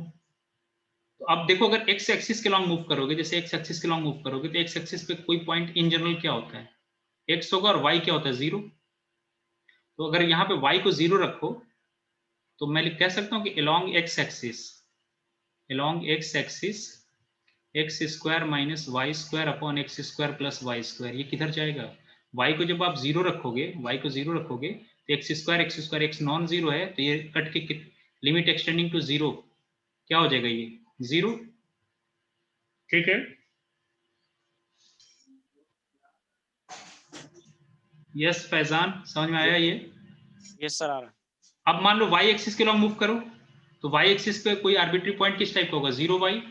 Yes sir. x को इसमें 0 पुट कर दो, y को 1, तो उस केस में क्या होगा, along y एक्सिस। देखो रिजेक्ट करने के लिए हर चीज जरूरी नहीं वो आप m पे रख के दिखाओ और करो, आप सिंपली देख लो कोई भी दो पाथ के लॉन्ग दिखा दो, दो डिफरेंट लिमिट है, जैसे दो डिफरेंट वैल्यूज आ गए लिमिट एग्जिस्ट नहीं करेगी। तो ऑब्जेक्टिव के लिए तो इस तरह से करेंगे ना, हर चीज प्रूफ लिख के नहीं किया जाता है। along y एक्सिस देखो क्या होगा, y एक्सिस में x वाले टर्म्स को पहले 0 पुट कर दो, कितना बच गया, minus y square upon y square. इस पे लिमिट ले लो y tending to 0, y tending to 0 है, ठीक है, तो y tending to y non zero है तो कैंसिलेशन लॉ वैलिड है यहाँ पे, तो कितना आ गया -1। एक पास से लिमिट 0 आ रही है, एक पास से लिमिट -1, दो डिफरेंट वैल्यूज मिल गए, लिमिट एग्जिस्ट नहीं करेगा। या कोई एक और ले लो, जैसे मान लो ये y इक्वल टू x है, y इक्वल टू x के लॉन्ग कितना हो जाएगा, न्यूमरेटर ऑलवेज 0 हो गया, ठीक है, तो एक के लॉन्ग 0 मिल गया, एक के लॉन्ग -1 मिल गया, तो क्या होगा, लिमिट डज नॉट एग्जिस्ट। इसी क्वेश्चन को चाहो तो आप सीक्वेंशियल अप्रोच से कर सकते हो, ठीक है, तो पहला मेथड ये हुआ। सीक्वेंशियल अप्रोच के लिए देखो क्या है, जैसे डेफिनेशन क्या कहता है कि आप 0 0 पे लिमिट निकालनी है ना, तो ऐसे दो सीक्वेंस लो, जो सीक्वेंस तो 0 0 को अप्रोच कर रहा है लेकिन उस पे फंक्शन की लिमिट कन्वर्ज नहीं कर रही, मतलब फंक्शन की लिमिट एग्जिस्ट नहीं कर रही हो। कंटिन्यूटी में अगर कंटिन्यूअस होगा तो आप कोई भी पाथ सेलेक्ट करो जो 0 0 को कन्वर्ज कर रही हो, चाहे सीक्वेंशियल चाहे कोई कंटिन्यूअस पाथ सेलेक्ट करो, फंक्शन की वैल्यू क्या होनी चाहिए, जो लिमिट आए वो फंक्शन की वैल्यू के इक्वल हो। तो ये सब मैं टेक्निक यूज करते हैं रिजेक्ट करने के लिए, जैसे लिमिट एग्जिस्ट नहीं कर रहा हो तो क्या करेंगे कि आप दो सीक्वेंशियल पाथ चूज कर लो जो 0 0 को कन्वर्ज कर रही है और दिखा दो उस पे फंक्शन कन्वर्ज नहीं कर रहा है। अगर कंटिन्यूअस है तो दिखा दो या तो लिमिट एग्जिस्ट नहीं कर रहा है, या अगर लिमिट एग्जिस्ट भी कर रहा है तो फंक्शन की वैल्यू के इक्वल नहीं है। हालांकि मैंने यहाँ पे फंक्शन को 0 0 पर भी डिफाइन नहीं किया है, कंटिन्यूटी में वो करेंगे, तो मैं इसको रीडिफाइन करता हूं। तो चलो पहले लिमिट देखो, लिमिट कैसे क्लेम करोगे, तो लिमिट क्लेम करने के लिए एक मिनट, तो ये तो हमने दिखा दिया इससे कि लिमिट एग्जिस्ट नहीं करेगी। लेकिन अगर यही अगर आपको क्योंकि सीक्वेंस आपको बेसिक कराया जा चुका और मैंने आते ही वो डेफिनेशन लिखा था, अगर लिमिट की बात करें तो लिमिट से कैसे आप बताओगे, लिमिट से कैसे, लिमिट वाले मेथड से कैसे आप बताओगे कि कि ये इसकी लिमिट एग्जिस्ट नहीं करेगी सिक्वेंशियल अप्रोच से। तो जरा सिक्वेंशियल अप्रोच की आप डेफिनेशन याद करो, क्या था? मैं एक बार डेफिनेशन लिखा याद करा देता हूँ। F x y is said to have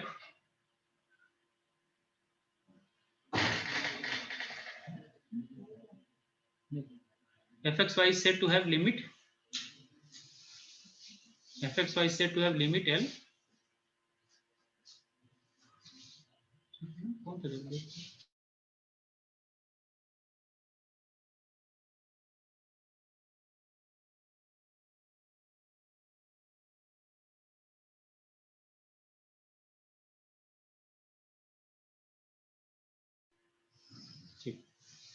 fxy is said to have limit L, that is limit xy tending to AB if whenever we have sequence xn yn converging to AB। मतलब पहले आपको ये लेके चलना है, whenever sequence xn yn converging to AB implies f of xn yn is convergent, ये definition है। तो जब भी आप ऐसे सीक्वेंस, जैसे मान मुझे चेक करना है AB पे, fx y set to have limit L at AB, at से AB, मैं f यहाँ R2 टू R, ये subset of R2 to R को कंसीडर करो। इसी को आप n variable, real value function of n variable पे जनरलाइज कर सकते हो। तो कोई ऐसे दो पहले सीक्वेंस बताओ जो 0-0 कन्वर्ज कर रही हो, चलिए बताएं कोई भी दो सीक्वेंस जो 0-0 कन्वर्ज कर रही हो। पढ़ाया गया ना आप लोग, कोई भी दो सीक्वेंस बताओ, ऐसे तो बहुत सारे सीक्वेंस बन जाएंगे। चलो अगर एक्स एक्सिस के लॉन्ग अगर मुझे कोई सीक्वेंस लेना तो मैं कैसा सीक्वेंस लूंगा एक्स एक्सिस के लॉन्ग? ये बताओ 1/n किसको कन्वर्ज करता है, 0 को? यस सर, ठीक है, तो आप along x axis sequence, along x axis अगर आप सीक्वेंशियल मेथड से प्रूव करना हो तो कोई भी सीक्वेंस ले जो 0-0 कन्वर्ज करे। देखो xn yn का ab पे जाने क्या मतलब कि xn a पे जा रहा होगा और yn b का, ये तो होता है। ठीक है, xn किसको कन्वर्ज करेगा, a को और yn b को। तो ऐसे कोई दो सीक्वेंस बताओ, कोई भी ले लो, ये ले लो x एक्सिस पे 1/n और 0 ले लो, x एक्सिस पे along x एक्सिस लेना है। तो ये बताओ 1/n 0 किसको कन्वर्ज करेगा, 0-0। देखो 0 तो यहाँ ठीक है, ये तो कांस्टेंट सीक्वेंस हो गया। 1/n किसको कन्वर्ज करेगा, 0 को। लेकिन इस पे f ऑफ xn yn निकालो, f ऑफ xn yn, ये आपका xn है और ये आपका yn है, इस फंक्शन में पुट कर दो। तो f ऑफ xn yn कितना होगा, f ऑफ xn yn क्या हो गया, xn स्क्वायर, x को xn से रिप्लेस कर दो 1/n से, तो 1/n square minus 0 upon 1/n square minus 0। तो जब इस पे लिमिट लोगे n टेंडिंग टू इंफिनिटी तो ये क्या आ जाएगा, 1 आ गया। यस। अब y एक्सिस के लॉन्ग ले लो, y एक्सिस के लॉन्ग बताओ कोई सीक्वेंस y एक्सिस के लॉन्ग। 0,1/n। गुड, इसी को चेंज कर दो 0,1/n। तो बताओ अब f ऑफ xn yn की लिमिट कितनी है, किसको कन्वर्ज करेगा, 0,01। हाँ मतलब यहाँ xn की जगह 0 रख दो और यहाँ पे 1/n इसमें थ्रू आउट, xn की जगह 0, तो ये x वाला टर्म 0 हो जाएगा, ये बचेगा माइनस 1/n होल स्क्वायर। यहाँ इसमें फंक्शन पुट कर दो ना, x की जगह 0 पुट दो, y की जगह 1/n, तो minus 1/n square upon 1/n square, ये -1 को चला गया। तो आपने दो सीक्वेंस लिया है, 1/n 0 वो भी 0-0 को जा रहा है, यहाँ पे 0-1/n ये भी 0-0 को जा रहा है, लेकिन उस पे वैल्यू जो f की है वो डिफरेंट आ गई। तो इसका मतलब क्या हुआ, लिमिट डज नॉट एग्जिस्ट। तो चाहे आप उसको सीक्वेंशियल अप्रोच से कर लो या तो आप 0-0 को किसी भी पाथ से अप्रोच करो, चाहे वो सीक्वेंशियल पाथ हो या कंटिन्यूअस पाथ हो, लिमिट हर एक पाथ के थ्रू सेम आनी चाहिए। और यहाँ क्या हो गया, एक से लिमिट 1 आ रहा है, एक से लिमिट -1, तो जैसे दो डिफरेंट लिमिट आते हैं फंक्शन की लिमिट एग्जिस्ट नहीं करेगी। ये सिंपल सा मेथड है। ठीक है, क्लियर हुआ? Yes sir.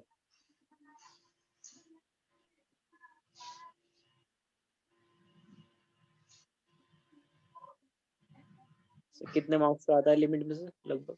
देखो लिमिट ये पूरा एडवांस कैलकुलस है, तो एडवांस कैलकुलस का कम से कम ऑलमोस्ट मुझे लगता है 25% आ जाता है इसमें। 100 मार्क्स में से 20 से 25 मार्क्स के आ जाते हैं। ठीक है, तो इसको आप स्किप नहीं कर सकते। ठीक है, चलो अब एक क्वेश्चन मैं देता हूं, अब इसको थोड़ा सा मुझे यूज करना है इसमें। एक ये क्वेश्चन है, अच्छा है सब है ये। Show that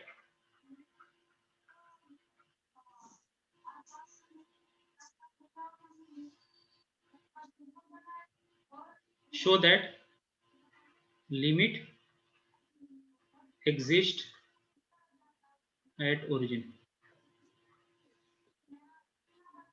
f of x y is equal to, इस तरह डिफाइन है, x sin 1 by y plus y sin 1 by x when x y is not equal to 0 and 0 when x y is equal to 0। ये दे रखा है। चलिए try करें, इसको show करना है, इसकी लिमिट एग्जिस्ट कर रही है।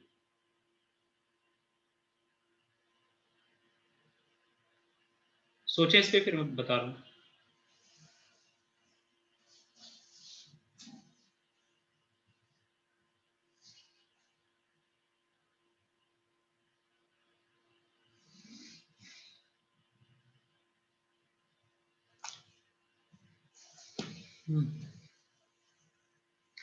तो अगर प्रूफ करना हो तो कैसे प्रूफ करेंगे? आप पहले तो ये एक गेस करो इसकी लिमिट क्या हो सकती है। सर 0,0 पर लेट करके चलेंगे सर, क्लेम करेंगे। हाँ चलो 0, ठीक है। जब एक्स वाई नॉन जीरो हो, लेकिन एक्स जब 0 को टेंड करेगा, तो साइन 1 बाई वाई ये जो क्वांटिटी ये क्या रहेगा? देखो साइन 1 बाई वाई हो, ये बाउंडेड होगा कि नहीं? यस सर, -1 और 1 के बीच बाउंडेड होगा, और ये अगर टेंडिंग टू 0 है तो 0 इंटू बाउंडेड क्वांटिटी क्या हो जाएगा? 0 हो जाएगा। हाँ 0 हो जाएगा। उसी तरह इसको भी, ये भी क्या, तो पॉसिबिलिटी है कि 0 इसकी लिमिट होगी ना, पॉसिबिलिटी है कि 0 इसकी लिमिट होगी। अब उसे कंफर्म करने के लिए आपको एप्सिलॉन डेल्टा में रिलेशन चाहिए, तो आप यहां से स्टार्ट करोगे f of x y minus 0, क्योंकि मैं क्लेम कर रहा हूँ 0 इसका लिमिट है, तो क्या हो जाएगा? ये x sine 1 by y plus y sine 1 by x minus 0। आप चाहो तो इसको वो ट्रायंगल इनइक्वालिटी यूज कर लो। इसको क्या लिखोगे? Less than equal to mod x plus mod y, क्योंकि साइन 1 बाई वाई को उसके मैक्सिमम वैल्यू 1 से रिप्लेस कर दो। ठीक है, अब आपको एप्सिलॉन डेल्टा रिलेशन चाहिए, तो ये तो आप 0 0 पे चेक करना है ना, ओरिजिन पे। तो आपको ऑलरेडी दिया होता है कि mod of x minus 0 less than delta, mod of x minus y minus 0 less than delta. तो इसको यूज करके मैं इसको क्या लिख सकता हूँ? Strictly less then 2 delta. Yes sir. और इसको इक्वेट कर दो किससे? एप्सिलॉन से। तो आपको रिलेशन क्या मिल गया? Delta equal to epsilon by 2। अब डेफिनेशन रिपीट कर दो, हर एप्सिलॉन के लिए डेल्टा मिल गया, तो 0 इसका क्या हो गया? लिमिट। और सिर्फ लिमिट ही नहीं, यहाँ पे देखो फंक्शन की वैल्यू भी 0 पे क्या है? 0। तो लिमिट आप कहोगे limit x y tending to 0 0 0 0 f of x y is equal to f at 0 0, hence function is continuous also. आगे समझे?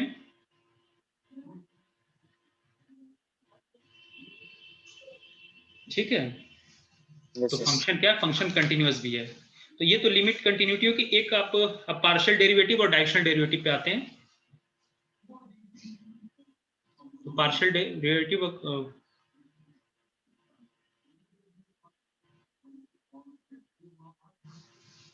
तो पार्शियल डेरिवेटिव का एक्चुअल में जनरलाइजेशन है डायरेक्शनल डेरिवेटिव, और डायरेक्शनल डेरिवेटिव में जब स्टैंडर्ड बेसिस के लॉन्ग लेते हैं ना, तो वो बेसिकली पार्शियल डेरिवेटिव में रिड्यूस हो जाता है। तो एक्चुअल में जब फंक्शन ऑफ सिंगल वेरिएबल था, तो बहुत सी ऐसी प्रॉपर्टीज थी जिसमें left hand derivative right hand derivative का कॉन्सेप्ट, कि left hand derivative right hand derivative अगर फंक्शन ऑफ सिंगल वेरिएबल में एग्जिस्ट कर रहे हो तो फंक्शन कंटिन्यूअस हो जाता था। ठीक है, तो उसी इन्हीं चीजों को जनरलाइज करने के लिए उस फार्मूले को जनरलाइज किया गया। लेकिन जनरलाइजेशन के बाद अब देखो यहाँ वहां क्या होता था सिंगल वेरिएबल में कि अगर फंक्शन डिफरेंशिएबल तो कंटिन्यूअस ऑलवेज होता था, लेकिन फंक्शन अगर कंटिन्यूअस है तो डिफरेंशिएबल हो भी सकता है, नहीं भी। तो डिफरेंशिएबिलिटी इंप्लाइज कंटिन्यूटी, ये तो सफिशिएंट कंडीशन है ना। अगर फंक्शन डिफरेंशिएबल हो गया तो कंटिन्यूअस। हाँ कंटिन्यूअस ऑलवेज होगा। लेकिन अगर फंक्शन कंटिन्यूअस है, तो वो डिफरेंशिएबल हो भी सकता है और नहीं भी, मे नॉट बी डिफरेंशिएबल। तो उसी डिफरेंशिएबिलिटी के डेफिनेशन को बेसिकली एक्सटेंड, जो मैथमेटिशियंस ने एक्सटेंड करने की कोशिश की फंक्शन ऑफ सेवरल वेरिएबल के लिए। तो वहीं पे वो बना बेसिकली, ये जो पढ़ते हो ना आप डायरेक्शनल डेरिवेटिव कॉन्सेप्ट, किसी पॉइंट पे किसी पर्टिकुलर डायरेक्शन के लॉन्ग, जो मैंने आपको प्रीवियस क्लास में भी डेफिनेशन आपको बताया था। और उसी को जब स्टैंडर्ड बेसिस के लॉन्ग जब रिड्यूस करते हैं, जैसे मान लो R2 में ले लिया एक्स एक्सिस के लॉन्ग, एक्स एक्सिस का बेसिस क्या होता है 1 0, वाई एक्सिस का क्या होगा 0 1। तो जब स्टैंडर्ड ये एक्स एक्सिस और वाई एक्सिस के लॉन्ग रिड्यूस करोगे तो वो, अगर आप डेफिनेशन की डिटेल में जाओगे तो देखोगे क्या बन जाता है, वो पार्शियल डेरिवेटिव बन जाता है। उसी को आप Rn पे जनरलाइज कर सकते हो फंक्शन ऑफ n वेरिएबल्स के लिए। तो मैं यहाँ उन चीजों के डिटेल में नहीं जा रहा हूँ, लेकिन फंक्शन ऑफ सिंगल वेरिएबल में क्या था, तो ऐसे बहुत सा काउंटर एग्जांपल देखोगे कि इवन डायरेक्शनल डेरिवेटिव सारे एग्जिस्ट कर भी रहे हो ना, तो भी फंक्शन डिफरेंशिएबल नहीं है। जबकि सिंगल वेरिएबल में क्या था कि फंक्शन अगर डिफरेंशिएबल था तो कंटिन्यूअस ऑलवेज होगा, लेकिन जब इसको हायर में जब एक्सटेंड किया गया तो इवन फंक्शन के सारे पार्शियल डेरिवेटिव, सारे डायरेक्शनल डेरिवेटिव एग्जिस्ट कर रहे हो तो भी जरूरी नहीं कि फंक्शन डिफरेंशिएबल। ऐसे बहुत सारे एग्जांपल है जो हम देखेंगे। लेकिन हाँ, अगर फंक्शन डिफरेंशिएबल है तो ऑलवेज क्या होगा, कंटिन्यूअस होगा। ठीक है, तो उन चीजों को कैसे, तो लास्ट क्लास में मैंने डेफिनेशन बता दिया था, यहाँ पे मैं थोड़ा सा उस पर क्वेश्चंस कराता हूँ। तो अब नए टर्म पे आते हैं, पार्शियल डेरिवेटिव और directional derivative.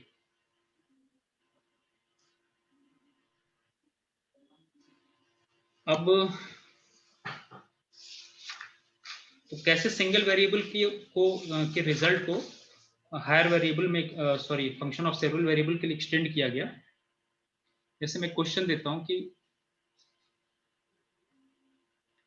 My question is that if f of xy is equal to under root mod of xy,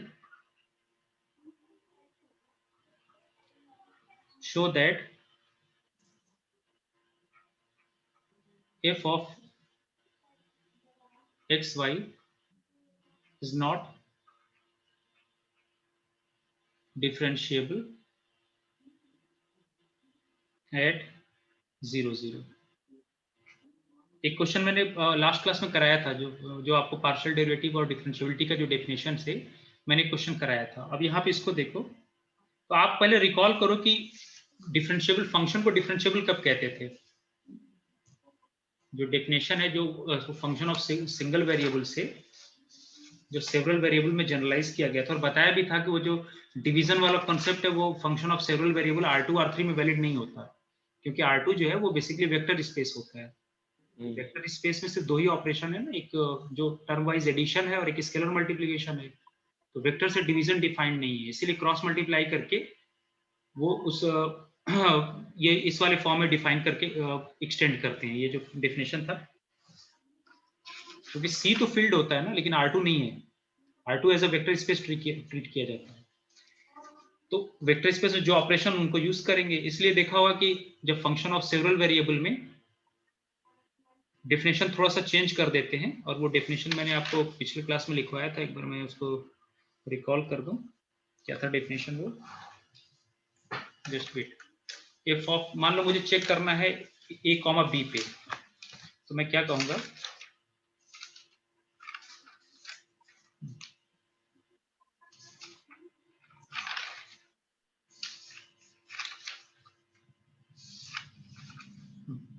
तो हम लोग ये कहेंगे, डेफिनेशन में रिकॉल कर दूं। Suppose f is some function from R2 to R and let a be any point from R2. So f is said to be differentiable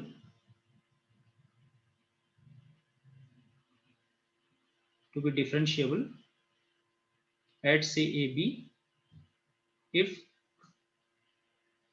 this term f of a plus h b plus k minus value of f at AB minus alpha h minus beta k is equal to say h epsilon 1 say function of hk plus k epsilon 2 say function of hk or some quantity of this type say h square plus k square into say epsilon 3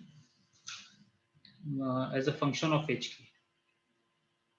तो या तो इस format में break कर दो या इस format में where limit of each epsilon I which are function of hk for when hk tends to 0 0 should approach to 0. ठीक है ना, ये है कि 0 0. तो ये जो वही फंक्शन ऑफ सिंगल वेरिएबल से बेसिकली इस फार्मूले को जनरलाइज किया गया. अब मैं उसके डिटेल में अभी नहीं जा रहा हूँ क्योंकि क्रैश कोर्स है, तो फिलहाल सिर्फ फार्मूला भी देखें. तो ये तो इसको यूज करके तो ये बेसिकली जो अल्फा और बीटा है ना, ये पार्शियल डेरिवेटिव होता है. इसी फार्मूले में जब आप स्टैंडर्ड बेसिस के लॉन्ग जब एक्स एक्सिस वाई एक्सिस के लॉन्ग रखोगे ना और ये लिमिट लोगे तो बेसिकली ये अल्फा बीटा पार्शियल डेरिवेटिव का फार्मूला निकल के आता है. तो प्रूफ आप चाहो तो कोई किसी भी बुक से आप देख सकते हो. तो ये है. तो आप पहले अल्फा पार्शियल डेरिवेटिव कंप्यूट करना. पार्शियल डेरिवेटिव कैसे कंप्यूट करते थे? ये alpha partial derivative along x होता था. अल्फा क्या होता था? F x at a b. तो क्या था इसमें, कैसे इसको लिखते थे? Limit h tending to 0. पहले स्लॉट में वेरिएशन कराओगे, ए पे चेक करना है तो ए प्लस एच बी, और सेकंड स्लॉट को सेम रखोगे minus f at a b upon h. ये तो था. तो पार्शियल डेरिवेटिव एग्जिस्ट करना चाहिए. अल्फा बीटा इक्वल जरूरी नहीं है. इस फार्मूले में अल्फा बीटा एग्जिस्ट करना चाहिए, इक्वल जरूरी नहीं. तो पार्शियल डेरिवेटिव अगर एग्जिस्ट करे तभी हम आगे डिफरेंशियबिलिटी की बात करते हैं. और बीटा क्या होगा? बीटा कैसे डिफाइन करेंगे? एफ वाई, इसी को कहते हैं del f by del x. भी नोटेशन देते हैं del f by del x at a B.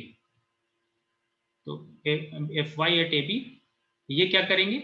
इसको limit k tending to 0, limit k tending to 0, पहले स्लॉट को सेम रखेंगे और सेकंड स्लॉट में वेरी कराएंगे b plus k minus f at a b upon k. तो ये limit अगर एग्जिस्ट कर गई तो कहेंगे पार्शियल डेरिवेटिव एग्जिस्ट कर. अब क्योंकि इस फार्मूले में अल्फा बीटा की रिक्वायरमेंट है तो पहले पार्शियल डेरिवेटिव एग्जिस्ट करना चाहिए, फिर इसमें रख के इतने टर्म को सॉल्व करो और सिंप्लीफाई करके इस वाले या इस वाले फॉर्मेट से कंपेयर करो.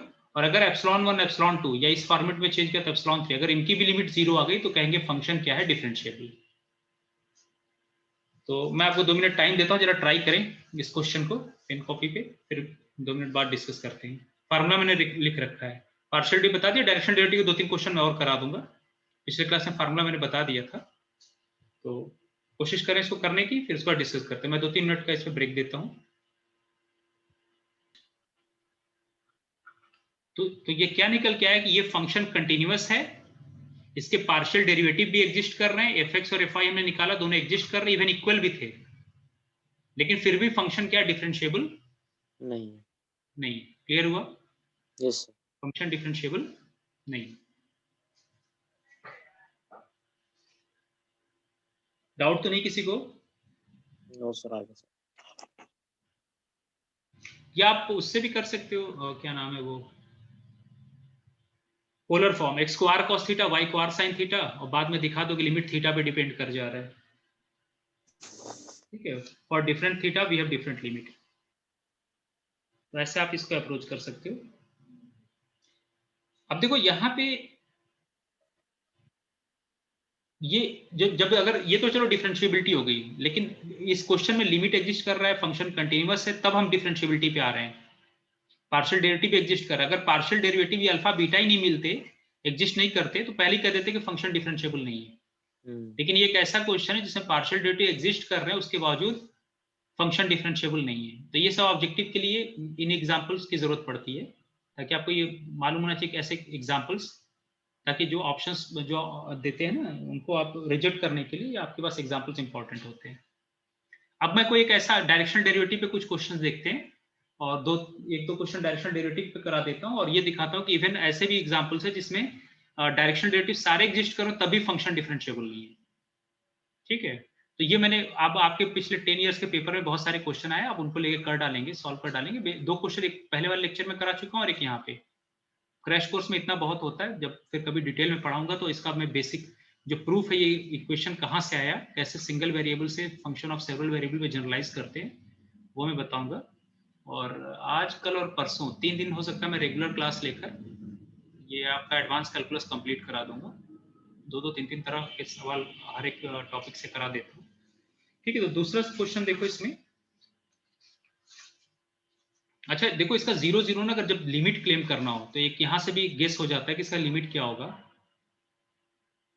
जैसे y इक्वल टू एक्स रख लो ना, तो अंडर रूट एक्स स्क्वायर है। अगर y इक्वल टू, इसको रब कर देते हैं, ये तो चलो ये तो लिमिट वैसे कंटिन्यूटी सब एग्जिस्ट कर रहा था, तो उसके बाद हमने डिफरेंशिएबिलिटी के लिए चेक किया।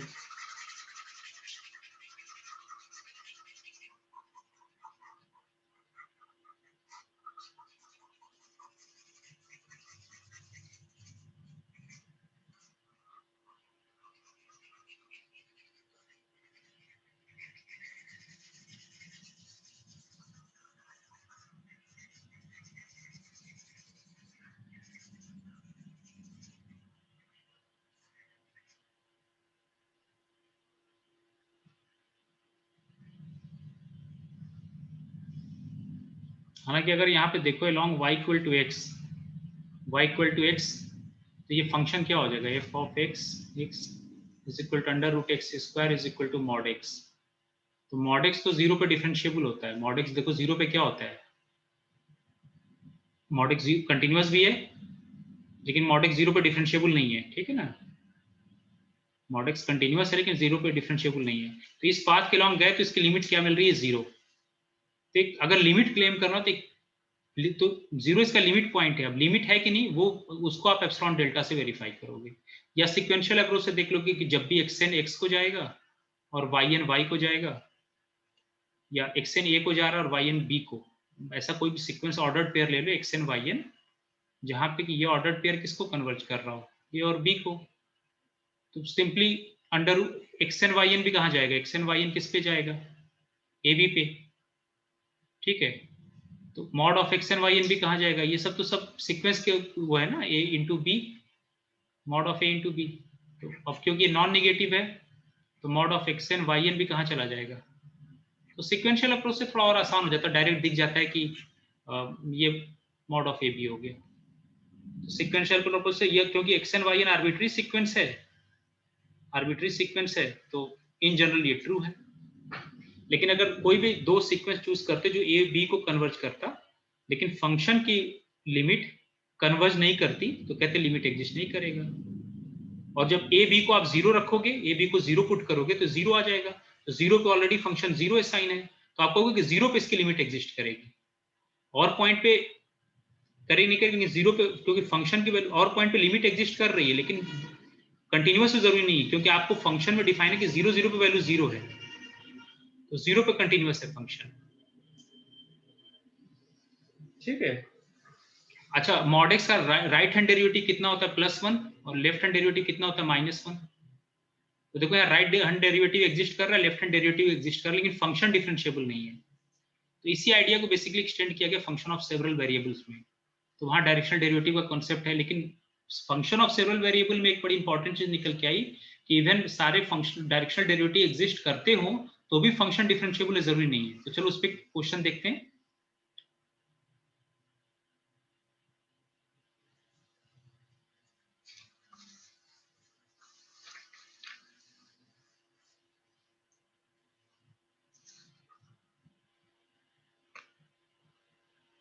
तो थोड़ा सा मैं डायरेक्शनल डेरिवेटिव का पहले फार्मूला रिकॉल करा दूं, क्योंकि उस दिन मैंने बहुत शॉर्ट में कराया था directional derivative.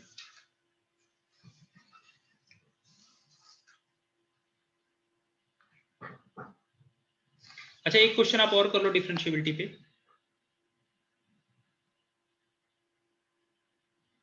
Is f of xy is equal to xy sin 1 by x for x not equal to 0 and 0 for x equal to 0 differentiable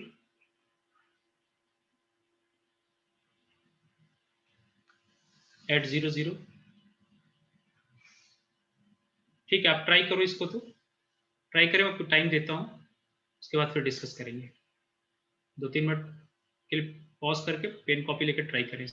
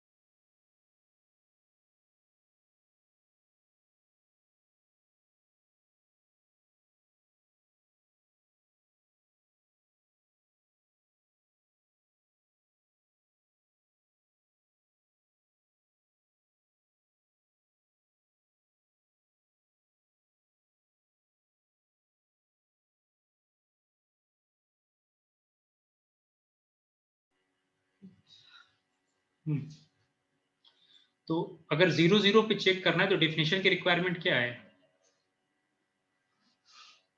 yes अक्षित,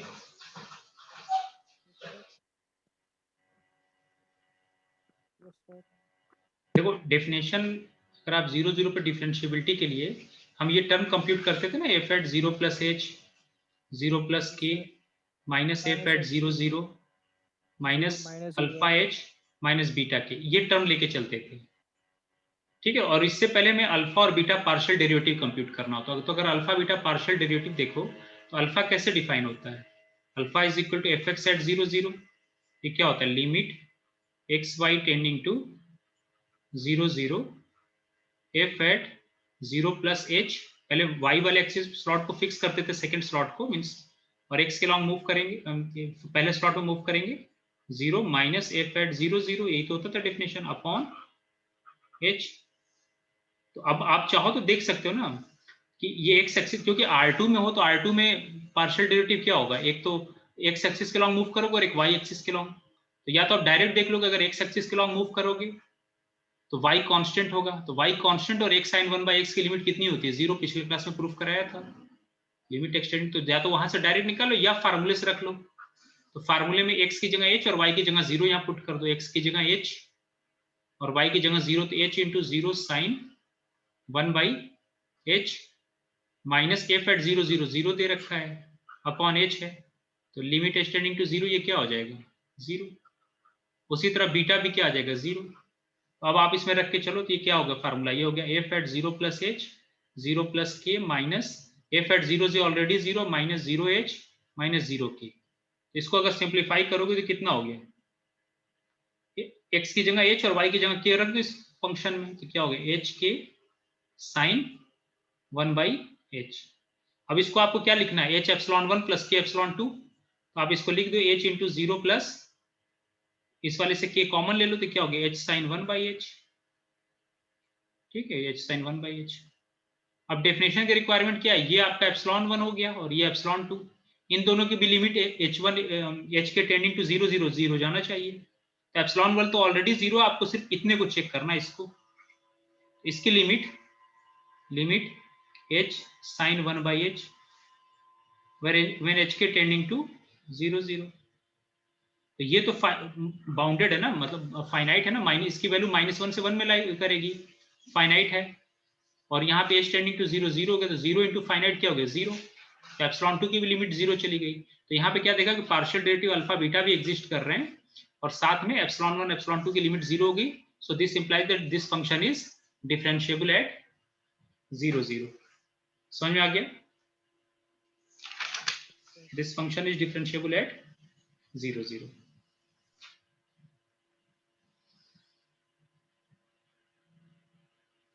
अब दो क्वेश्चन डायरेक्शनल डेरिवेटिव पे करा देता हूं और एक काउंटर एग्जांपल, ऐसा काउंटर एग्जांपल जिसमें सारे डायरेक्शनल डेरिवेटिव एग्जिस्ट कर रहे हो लेकिन फंक्शन डिफरेंशिएबल ना हो। तो थोड़ा सा डायरेक्शनल डेरिवेटिव का मैं डेफिनेशन रिकॉल कर देता हूं, थोड़ा सा सीक्वेंशियल अप्रोच के दो चार क्वेश्चन और अभी मैंने वो नहीं कराया है मेनली जो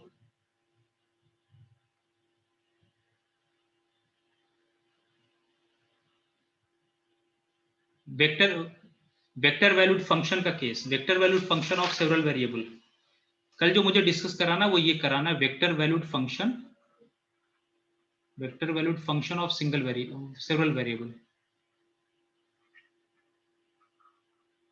इसमें लिमिट कंटिन्यूटी डिफरेंशिएबिलिटी कैसे देखेंगे, ठीक है ना। Vector valued function of means f from some subset of Rn to Rn। Clear हुआ ये? यस। यहाँ देखो ये अभी इसको डिस्कशन नहीं करा है। जैसे मान लो कि f आपका दे रखा हो R3 से R2, कोई फंक्शन दे रखा, कुछ भी ले लिया, जैसे मान लो f of x y z equal to ले लिया, यहाँ पे ले लिया x ले लिया, ये y ले लिया, कुछ इधर ले लिया sin x। तो हम कब कहेंगे ये फंक्शन कंटिन्यूअस है, कब कहेंगे फंक्शन इसकी लिमिट एग्जिस्ट करेगी कि नहीं करेगी, कब कहेंगे फंक्शन कंटिन्यूअस है या कब डिफरेंशियल। देखो डोमेन क्या है इसका, डोमेन 3 वेरिएबल्स है ना, R3 है, R3 का सबसेट होगा। सॉरी यहाँ पे R2 कर दिया, तो चलो यहाँ पे R3 to R3 कर लो, कोई दिक्कत नहीं, क्योंकि मैंने यहाँ 2-3 टपल ले लिए x y sin x। तो ये वेक्टर वैल्यूड है, vector valued function of several variable, vector valued function. तो इसमें एक रिजल्ट है कि अगर सारे स्लॉट फंक्शन कंटिन्यूअस हैं तो फंक्शन कंटिन्यूअस होगा, और फंक्शन कंटिन्यूअस है तो सारे स्लॉट फंक्शन क्या होंगे, कंटिन्यूअस। ठीक है, तो ये रिजल्ट लिमिट में भी कंटिन्यूटी में भी दोनों साइड ट्रू है। बेसिकली यहाँ पे ये R3 पे जो है ना, ये प्रोडक्ट टोपोलॉजी होती है। तो प्रोडक्ट टोपोलॉजी में क्या होता है कि ये रिजल्ट दोनों साइडेड ट्रू होता है। फंक्शन कंटिन्यूअस है तो सारे स्लॉट फंक्शन कंटिन्यूअस, और सारे स्लॉट फंक्शन कंटिन्यूअस है तो फंक्शन कंटिन्यूअस। इसका एक्सटेंशन अगर टोपोलॉजी चेंज करने से, बॉक्स टोपोलॉजी फॉर एग्जांपल, इसमें कन्वर्स होल्ड नहीं करता, लेकिन अगर फंक्शन कंटिन्यूअस है तो सारे स्लॉट फंक्शन। तो इसमें क्या करते हैं, ये जो फंक्शन है ना, ये इसको मान लो कुछ हमने नाम दे दिया, सब इसको मैंने f1 दे दिया, इसको f2 दे दिया और इसको f3। तो बेसिकली ये अपने आप में एक रियल नंबर है, क्योंकि ये f1 का क्या जा रहा है, f1 जो है आपका ये R3 to R है। जो f1 हमने डिफाइन किया ये R3 to R है, R3 के subset to R3 to R। f2 भी क्या है, R3 to R, और f3 भी क्या है, R3 to R, R3 to R। ये तो अब ये real valued function of several variable आप पढ़ चुके हैं, वो हम यूज करेंगे यहाँ पे। तो f1 f2 f3 की कंटिन्यूटी अलग अलग हम चेक करेंगे, और फिर अगर ये तीनों स्लॉट फंक्शन कंटिन्यूअस है तो f क्या होगा, कंटिन्यूअस। तो बेसिक आइडिया यही यूज करते हैं। तो कल मुझे थोड़ा सा जो कराना है इसका डिटेल, मैं डायरेक्शनल डेरिवेटिव के क्वेश्चन कराऊंगा और आपको vector valued function of several variable. इसके बाद ये मैक्सिमा मिनिमा, जो मुझे टर्म कवर करना है, मैक्सिमा मिनिमा मैं लिख दूं, मैक्सिमा मिनिमा। और यहां से बच गया ये change of order of integration, change of order of integration, और फिर Green's theorem, Gauss divergence theorem और स्टोक्स थ्योरम। इन पे प्रीवियस ईयर क्वेश्चन डिस्कशन करना है, ये मैं 2 या 3 क्लास में करा दूंगा। ठीक है, हाँ अक्षित, और बताएं, और कोई आप लोगों के डाउट है? तो कल मुझे ये कराना है, vector valued function of several variable और डायरेक्शनल डेरिवेटिव पे बेस्ड क्वेश्चन, डायरेक्शनल डेरिवेटिव। कल की क्लास में ये 2 चीजें, अगर कोई डाउट हो तो आप लोग पूछ लें।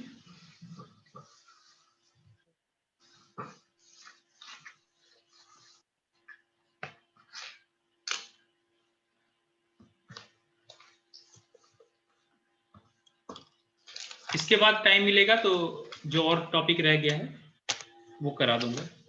देखते ये कल परसों से कल मैं रेगुलर क्लास हूँ, तो दोनों दिन में ही कवर करा दूंगा। ठीक है अक्षित, कोई डाउट तो नहीं है? मरियम?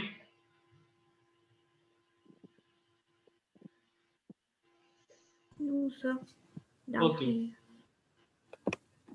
ठीक है, इससे आप देखता हूँ, मैं लेक्चर अपलोड कर दूंगा कल, थैंक यू। और आप लोग रिवाइज करते रहें, बीच बीच में मैं बताता रहूँगा, कवर करा दूंगा इसको। ओके। ओके,